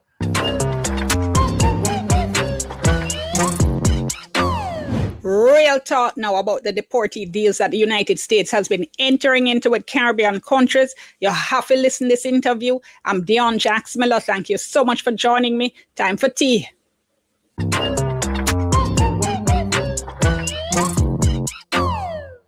Just a reminder, I'm doing a series of videos on this deportee deal thing. You can check it out in the playlist, all right? I had a chance to speak to Sir Ronald Sanders. He is from Antigua and Barbuda. He's their ambassador to the United States. He's leading their negotiations in relation to this third country national agreement between Antigua and Barbuda and the United States. He spoke to me really frankly about the issues involved. Take a listen. Okay, great. Thank you so much. Appreciate you talking to us here on Radio Jamaica. So I understand you're leading negotiations for Antigua and Barbuda in relation to the third country national discussions with the United States. And I read Parliament just passed a resolution for those talks to continue. Can you tell us how that came about in the first place? Well, these talks have been ongoing since last year. It's nothing new. The United States, as you know, approached a number of countries in an attempt to get them to agree to take third country nationals that the United States wanted to deport from their own country as undesirable. They started that discussion in a number of countries, including your own, Jamaica. We were involved in those discussions since March last year. And Globalist, when I go hit the like button, please, I don't want me to start calling this man. Because I had to anybody this morning, you know. I tell you if I know. I had to anybody this morning, so let me know how the like button go now. those discussions have continued. CARICOM, following its recent heads-up government meeting, issued a statement acknowledging that there were concerns, that there are, I should say, concerns and disquiet among the peoples of the region towards this program. Do you understand the kind of concerns that many Caribbean nationals have about these agreements? Yes, and we have concerns ourselves. That is why we have not signed an agreement with the United States of America. We have entertained a discussion about the United States problem, as they see it, with immigrants that they wish to deport from their country and other undesirables. But we do not believe that that is our problem. They have a problem which they are trying to decant to other countries around the world to cope with their immigration policies. We too have severe immigration policies in Antigua. For instance, over 50% of the population of Antigua is made up of immigrants. In Antigua, we have at least 10,000 Jamaicans, for instance. We probably have another 15,000 people from the Dominican Republic, and an assorted number of people from the rest of the Caribbean, Guyana, St. Vincent, Dominica, that add up to another 20,000 or so. So we have immigration problems, but we are not trying to decant them onto anyone else. We are trying as best we can to cope with the immigrant difficulty that we have. And indeed, from time to time, we have offered amnesties for the regularization of people who are in our country illegally, to make them legal and to give them a pathway for residence or citizenship if that is what they wish. Now, we think that's the right approach to these matters, but it is not for us to dictate what policies the United States wishes to conduct for its own internal problems. However, while we are willing to discuss with them ways in which we might be helpful, what we were certainly not going to do was to accept some of the conditions that they were trying to lay down for these discussions. And amongst them, for instance, we have said that we will have no automatic or standing program of people coming to our country sent by the United States at the United States' choice. We said that if we continue any discussion with you, it would have to be on the basis of our complete sovereign discretion. In other words, we would reserve the right to reject anyone who is put to us if we consider that person not to be desirable. In any event, Antigua is a small country, smaller than Jamaica, and therefore any numbers that we can take would have to be extremely limited. And what we have said to the United States is that we're not taking any numbers of people on a monthly basis. We would be willing in 2026 on a purely experimental basis to take 10 persons.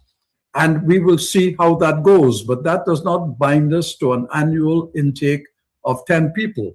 And in any event, those 10 people will have to be screened for every 10 persons per year, as opposed to Jamaica, 25 every 2 weeks. What is it that Jamaica is being held to ransom? Why Jamaica is proposing to take 25 every 2 weeks? Jamaica has signed the agreement without discussing it, and then expect us to believe that they were now working out how it will work. Medically for every possible disease that they might be able to, that they might have or could bring into our country.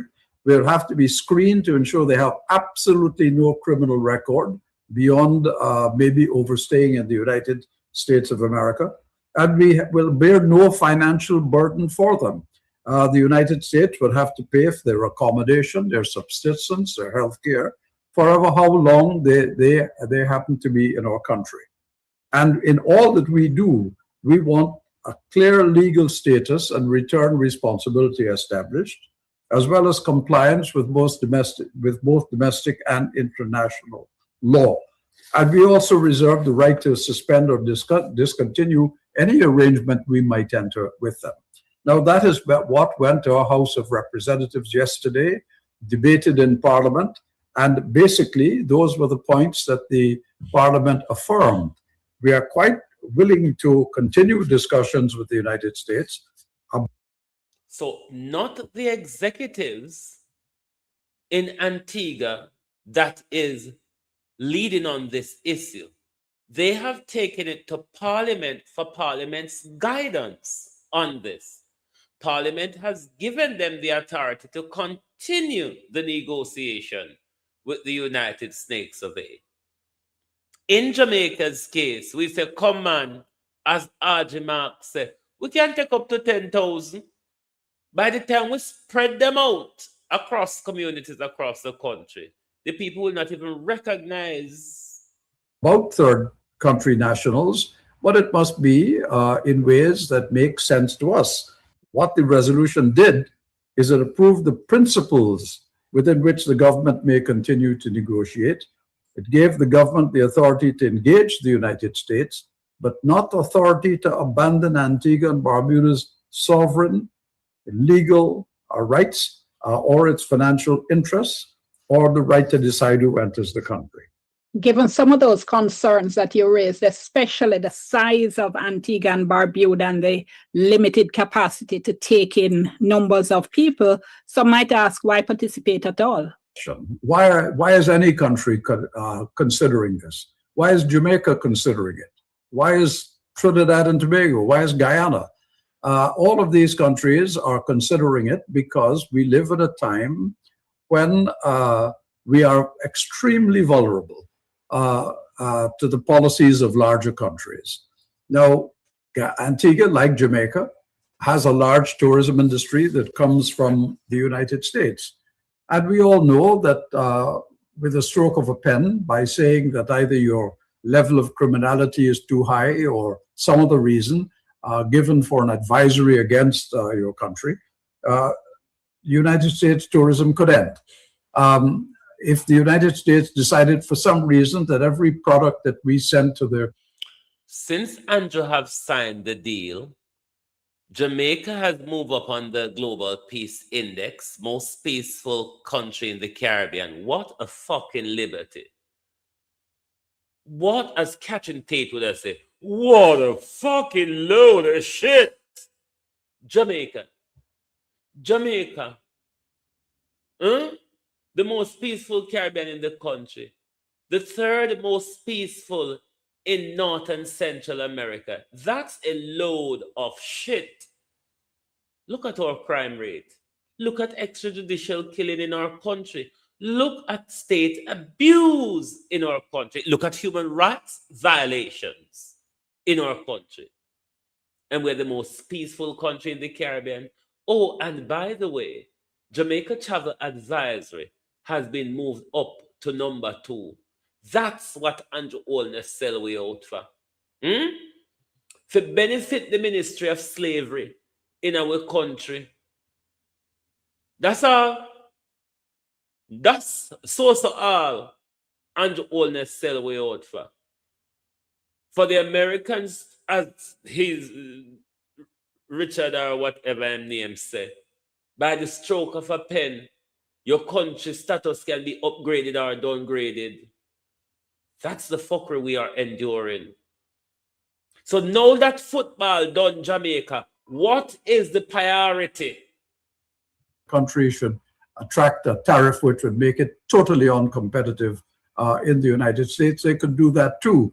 So everybody is aware that part of what we have to think about in all of this is whether the United States, given its present policies and attitudes, would not seek to punish any country which did not cooperate with it in this regard. So we have to leave ourselves open to be able to negotiate that against the fact that there's a sword of Damocles hanging over our heads. Whether people want to admit that or not, that is the reality of the situation.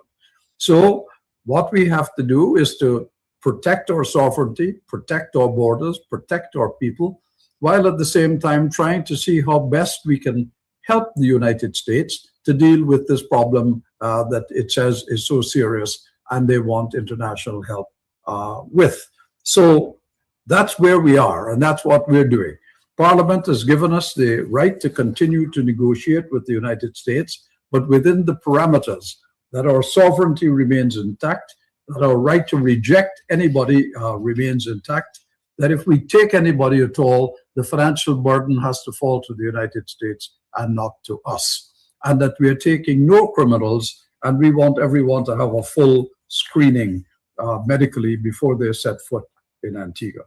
Even given the conditions that, in your case, Antigua and Barbuda, in our case, Jamaica, are the conditions that Caribbean countries are putting in place in these agreements, can we actually, though, legitimately separate what is happening here from the concerns about human rights violations that have been documented in association with the TCN program, such as refoulement, arbitrary detention, denial of due process, and so on?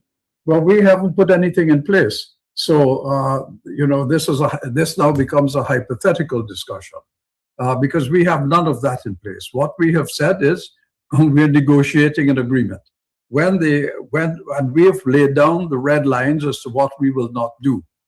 The question of these persons landing in the country without legal status is not something we'll accept, because immediately they could become refugees, they could become asylum seekers, they could then become a burden upon us, and that is the precise point that we're trying to avoid.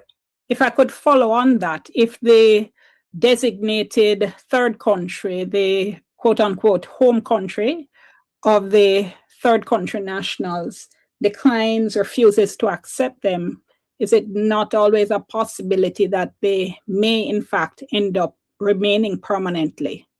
Well, that is the point, and we are very concerned about that. Just the point that you've raised is one that every government in the Caribbean should be concerned about.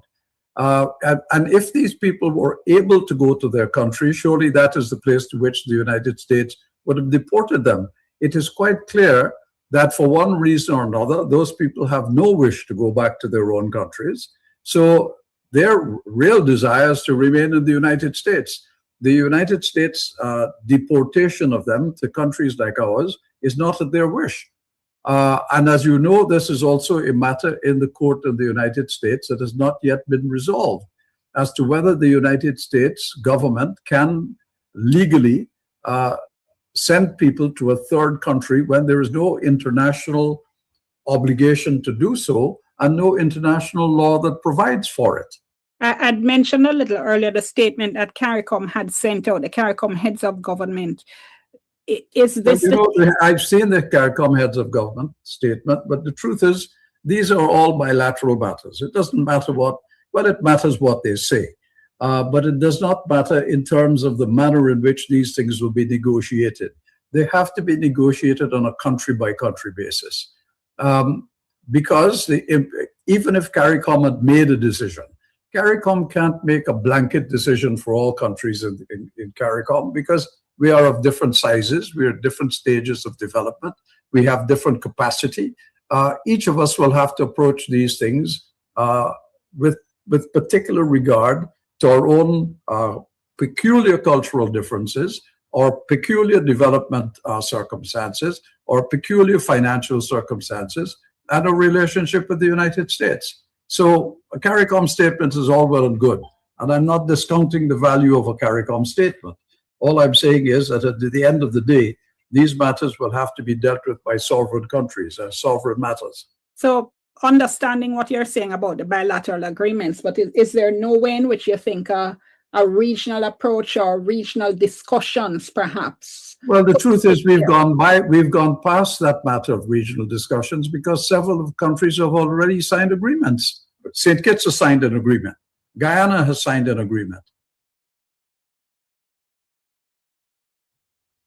Belinda, as who said it, is it Elga Fletcher said, I'm not the one who could answer that question.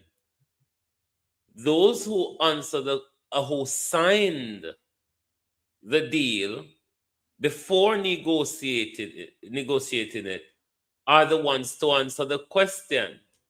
All I could assume is that they signed it because they are in fear of the threats made to them because of their criminal activities by the Trump regime. That's the most I could surmise. St. Lucia has signed an agreement. Dominica has signed an agreement. It is said that Jamaica has signed an agreement, though I see your government says no. But the point is that whether they've signed it or not is beside the point. Other people have signed it already. So where is a CARICOM position now? Mm-hmm. And each of these agreements, incidentally, except the one that Antigua put into Parliament yesterday, have been secret.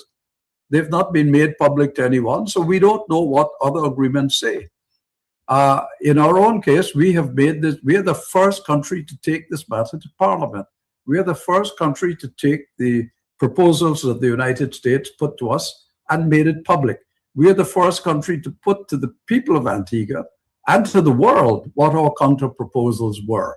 So we have operated in a matter of full transparency, because as far as we are concerned, this matter was far too important for government alone to be negotiating a position unless we had the understanding of our highest decision-making body, our highest legislative body, the Parliament.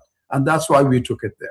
How, if at all, do concerns that have been expressed by the US about the Citizenship by Investment program feed into these other discussions and negotiations?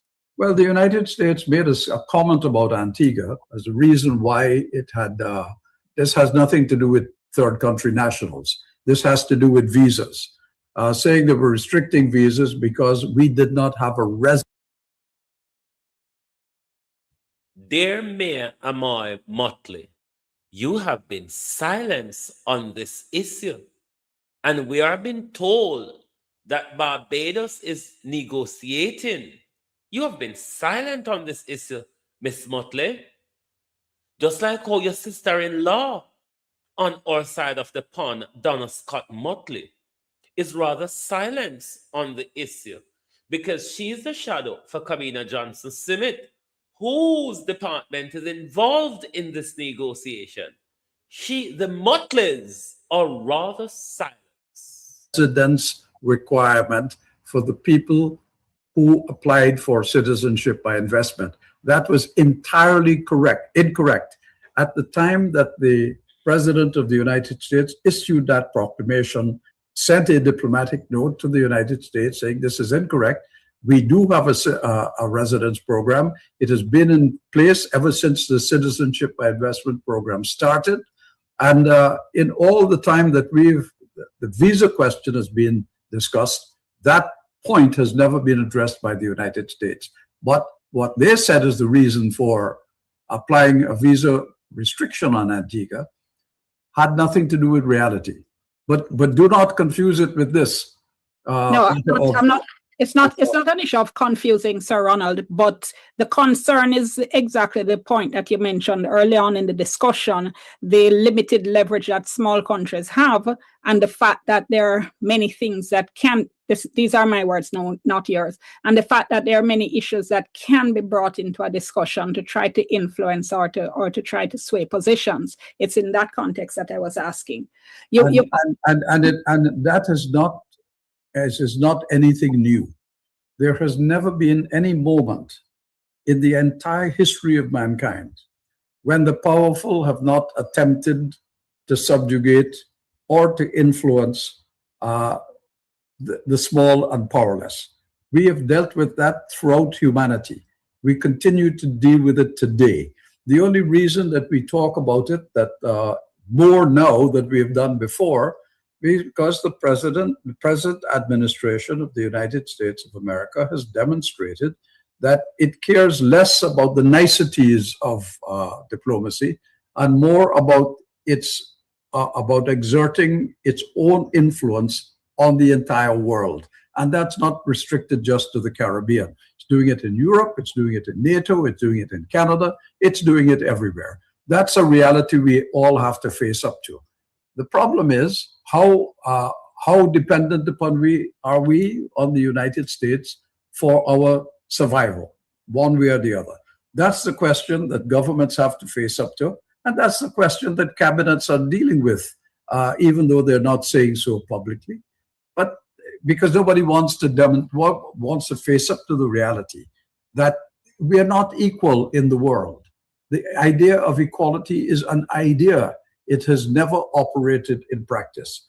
And for small countries like ours, we have had to navigate this entire process of big countries with might against poor countries and smaller countries with powerlessness very, very carefully in order to survive.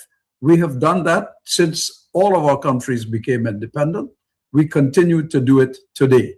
And there's very little room that we have to maneuver, but it comes down to how courageous we want to be in the defense of our own rights and how united our own nations are individually, even within Jamaica, within Antigua, on standing up to countries that are more powerful than we are. We have no armies, we have no navies, we have no economic clout. All that we have is the capacity to argue our cases under international law and the principles of the United Nations Charter. That is the only, if you like, it is the only tool we have. And that is the tool we've been trying to use to the best of our ability. It would have been nice if, as you had suggested earlier, that CARICOM as a whole would take a position on this matter. But there were so many early defections from any possibility of a CARICOM position that there is now realistically no such opportunity. Okay, and before I let you go, I have to ask about the, if I could call it the bogeyman hanging over the region, which is a discussion as to whether if we don't enter into these agreements, will we face visa restrictions, visa revocations, and the extent to which that is a legitimate fear in the region. I think once we understand that we operate now increasingly, and it's not we who made these policies are being made in the United States and declared publicly in the United States, that the United States expects certain things to happen all over the world. And if it does not go in the manner in which they would like to see it go, they will take such action as they consider appropriate to deal with their own interests. So how far the United States is willing to go to enforce this particular thing of transporting these third country nationals elsewhere, I have no idea. But I know one thing, the parliament of my country has decided that while we must continue to talk to the United States and we must try to be cooperative in what we do, at all costs we must still protect our national interests. And therefore the numbers that we could contemplate taking from the United States and the conditions under which we are would be prepared to do so have to be within our capacity. If they are not within our capacity, we simply cannot do it. Okay.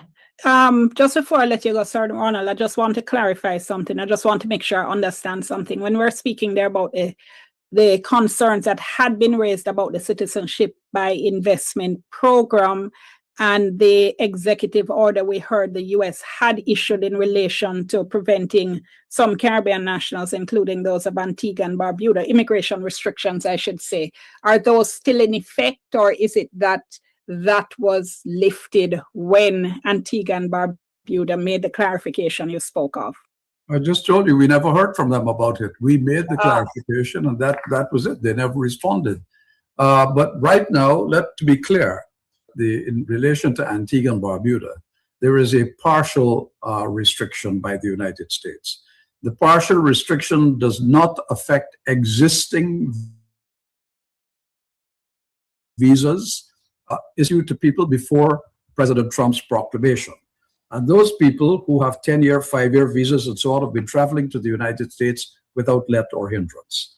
It applies to people who are applying for new visas. And under those circumstances, what is being allowed is that you can get a 3-month visa within which you can visit the United States for 1 month. After your 3-month visa is expired, if you wish to visit the United States again, you have to apply for another visa, and then you will get a 3-month visa. And the reason the United States says that they're doing this is because of their concern with the number of people from our part of the world and others who are overstaying their time in the United States and becoming burdens upon the United States. People who, for instance, go into hospital, leave without paying their bills, people who stay and work illegally, people who don't pay taxes, all sorts of reasons that cause the United States anxiety. So it is to prevent the continuation of that they have put these visa restrictions in place. In the case of Antigua, 3-month visas for which you can visit, during which you can visit for 1 month. And they are being policed very, very carefully. That's the story. The reason I'm telling you they say they've done it is because they are concerned about people who come into their countries. All right, so what do you think? Not finished yet. I still have a couple more videos to do on this, but let me know what you thought of this interview. Comment below, like the video, share it with somebody who might be interested, subscribe to the channel, click the notification bell so you know anytime I drop a new video. All right, I'm Dion. Thank you so much for watching. Back to my tea.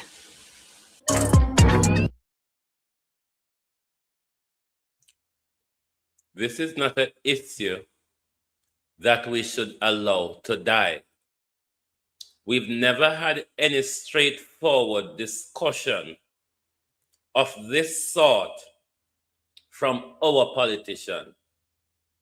Chang have a story, Andrew Holness has a story, Dana Morris Dixon has a story, R.J. Marks has a story, Kamina Johnson-Simmet have a story.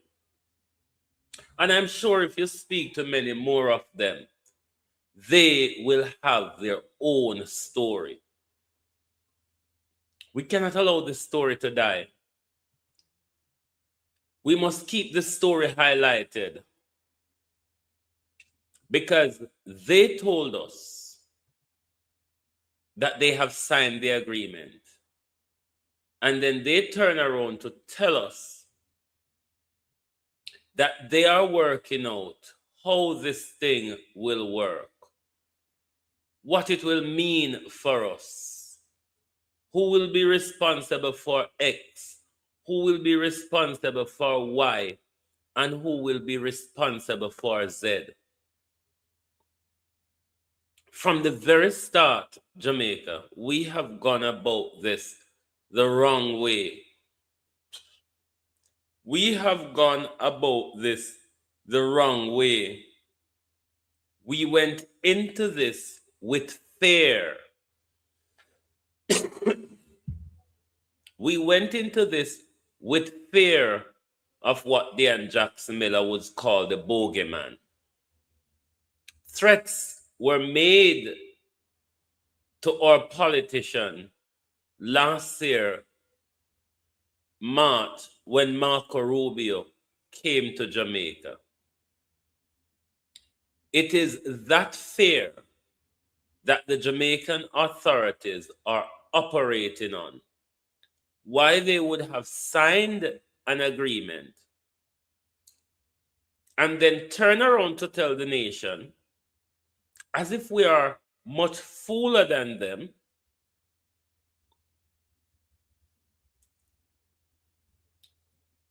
that they're negotiating it after they have signed on the dotted line. Now they can, whatever Trump and his regime inserts into the deal with the threats that they're already afraid of, they will have to accept. Doesn't matter what the consequences to us, the people of Jamaica, are, as long as them get themselves out of the quagmire,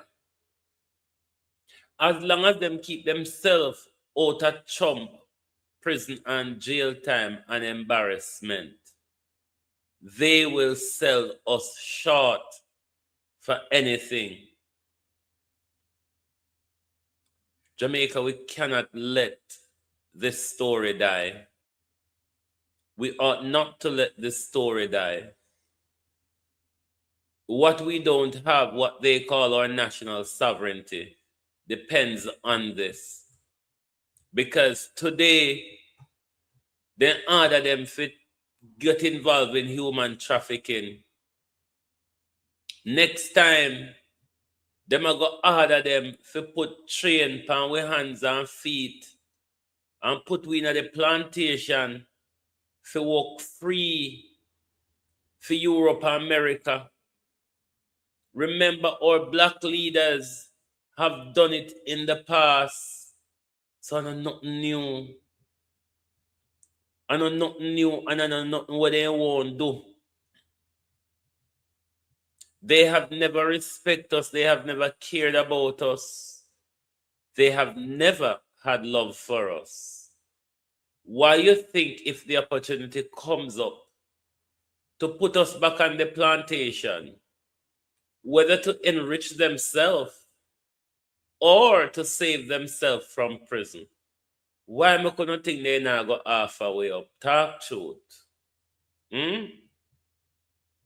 Why do you think they now go halfway up just so? Jamaica, we're back out a door. We're back out a door upon that issue here. That issue here, we depend we own. So nobody thinks so nobody depend with side. We depend we own with this here. And that me I tell you now. We depend we own. And the quicker we recognize and sign an MOU over 1 week. The quicker we realize that we depend we own, it may be the better feel where we can strategize and look at ways how we can protect ourselves against the barbaric nature of this government what we say we have. What me I do what you so long this morning? No, sir. Could go ahead and sign an MOU over 1 week or so before any information came to us and have the F1 to have us try to understand exactly what they signed is beyond me. Up to now, I don't understand it. Dr. Chang, you don't seem to understand it either, because nothing you say to me is clear on exactly what is to happen. And we shouldn't have to feel in the dark. On top of that, don't come and tell us that there is no coercion, because we know that there's no diplomacy in the corridors, in the halls of power anymore. We are fully aware. We are fully aware that what we're dealing with are not negotiations, but dictates. And we know that we don't have the power differentials. What we are dealing with, she said, is not negotiation, but dictates. That's the very reason why our government would have signed on the dotted line before a word of negotiation, because it was dictated to them. Sign here or else. Jumpsuit, unsealed indictment, prison sentence, revocation of visa, you name it. Are unequal. So what you probably need to do is speak with us in coded language, and we will better understand instead of taking us for idiots, because we are not. And it doesn't help that other Caribbean territories have these so-called TCNs. You need to read the room. You need to learn from history. You need to know when to speak with us and get ahead of the news. So what is happening now, to my mind, is not acceptable in how the matter has been handled. And even though we don't understand, you're telling us that these individuals are not deportees, but are they free people in the United States? Yes. Are they buying a ticket to come here, or are they to be transported in the custody of representatives to get here? And if they are not, we are not into the euphemism. You need to talk straight. And if you cannot talk straight, get somebody who can talk straight and level with us. This administration, you need to watch yourself. There's a time when the thing goes to water bottom and it's going to drop out. Yeah. There cannot be so many mistakes in 1 week. Or 1 week behind the next. When David Cameron came here and promised a prison. Jamaica, are we, the Andrew Holness regime, the people of Jamaica, the Andrew Holness regime is going to throw under the bus. Andrew not going under the bus. Chang not go under the bus. And the people of Jamaica go under the bus on this. It was rejected forcefully in the Parliament of Jamaica by the then opposition leader, Andrew Holness, and I agreed with it. Yes. Chiefly because of the historical relic, because of our relationship with the UK, and the issues concerning slavery, which is a bit different from the United States. But exactly because of that, and exactly because of the secret MOU, you come to us early. Yes. And explain and distinguish. Yes. You don't hold a speech until some biennial conference. Not at all, out of order. Don't make, my granny would have said, don't make people spit on the ground and it dry up before Dr. Wheatley resigned later. And give us full explanation about the so-called MOU. Yes. Because up to now I don't get it. Neither me. And I read things in light. I don't read in the dark.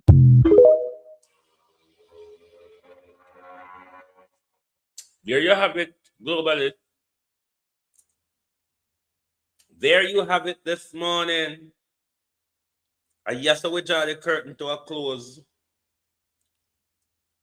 But if Jamaica people wants to continue to watch and pray, it's up to no on a knee. It's up to no on an eye, on a mouth, on a knee. If you don't want to continue to watch and pray. But I feel we need more drastic actions than prior. Because with all the prayer where the Caribbean and Africa pray, nothing still not happen for we. White people get more hedonistic every day, and life I get better for them. And them are the power, them are the money, and them are the big talk, and them are the pretty country. While, mind you, we have the rich resources. When you go on here, go on this morning. Thank you all for being here this morning. Lovely to have your support as usual. Please do join us back this evening for the People's Point of View program. Thank you very much. Good morning and good afternoon from Global TV.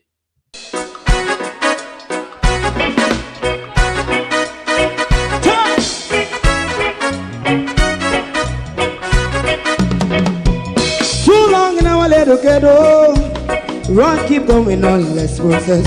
For children of Israel do really love rights. So just I and I as a watching man, I run Babylonian walls. Oh, children of Israel, I should never hold thy peace. What wrong is going on? Day or night, we gonna bust down Babylon walls. Prepare every the way. Prepare every the way for jumping. Let's go. Fight down, war and cry. Fight down, me say Rastafari. War and cry and do the righteousness. And we love Jah. And we love Jah. And we love Jah. Jah Rastafari. And we love Jah. We love Jah. Jah Rastafari. We love Jah. Jah Rastafari. Preserve all people.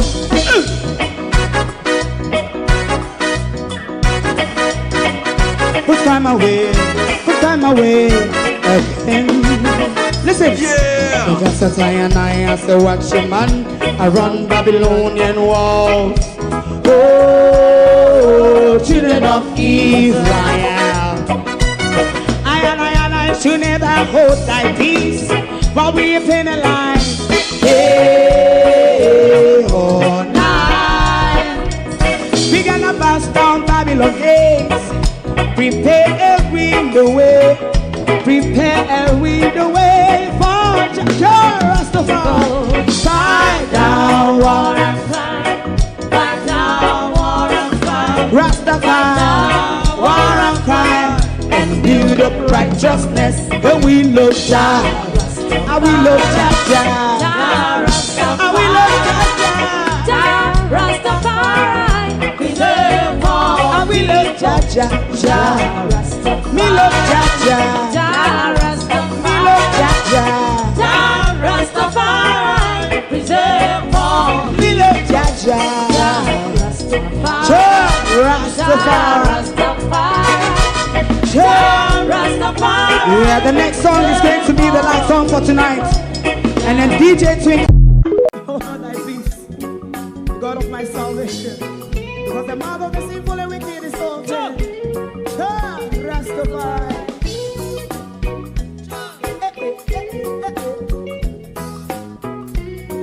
Come with I. Rastaman throw one stone and it break a bad feeling to all wicked men. Not a people there. Make a man throw one stone and it bring a bad feeling to all wicked men. Only when man like Marcus Garvey speak, wicked men would I hear. Hear now hear. Instead of that they only sit aside a rub and cheat and not first and for make up what I seen to. Make him a throw and stone and they bring a bad feeling to all wicked men. Oh, what a plan! Make him a throw and stone filling to all wicked men. My favorite man, if Rasta make a progressive move, wicked men are red. How they want to see the day them can sell out Rasta and sell it out and sell out Babylon. They give man show and stone and they bring a bad feeling to all wicked men. They give man show and stone and they bring a bad feeling to all wicked men. If Rasta make a progressive move, wicked men are red. How they want to see the dead and can sell out Rasta. I sell out, I sell out Babylon. Yes, stop on the Friday. You might show and stone and they bring a bad feeling to all wicked men. Oh, what a black thing, you might show and stone and they bring a bad feeling to all wicked men.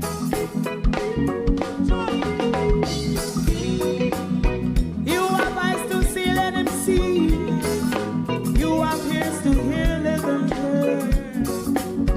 What a prophet must say.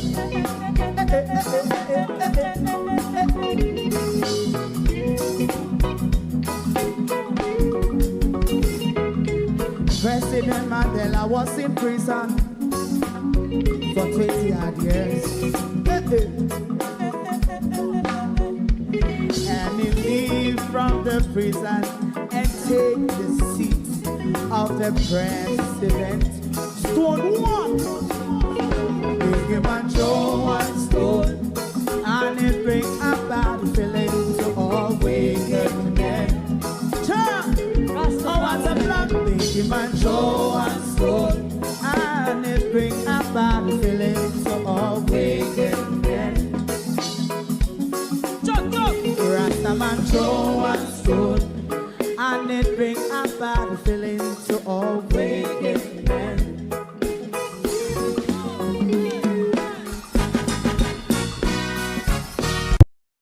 If you don't like missing out on the latest shows but still enjoy classic hits, then Global TV Group 358 is your perfect match. Global TV Group 358 isn't just another channel, it's your ultimate TV experience. From breaking news to binge-worthy dramas and timeless classics, we've got it all. Our unique blend of original content and global favorites means there's something for everyone. And guess what?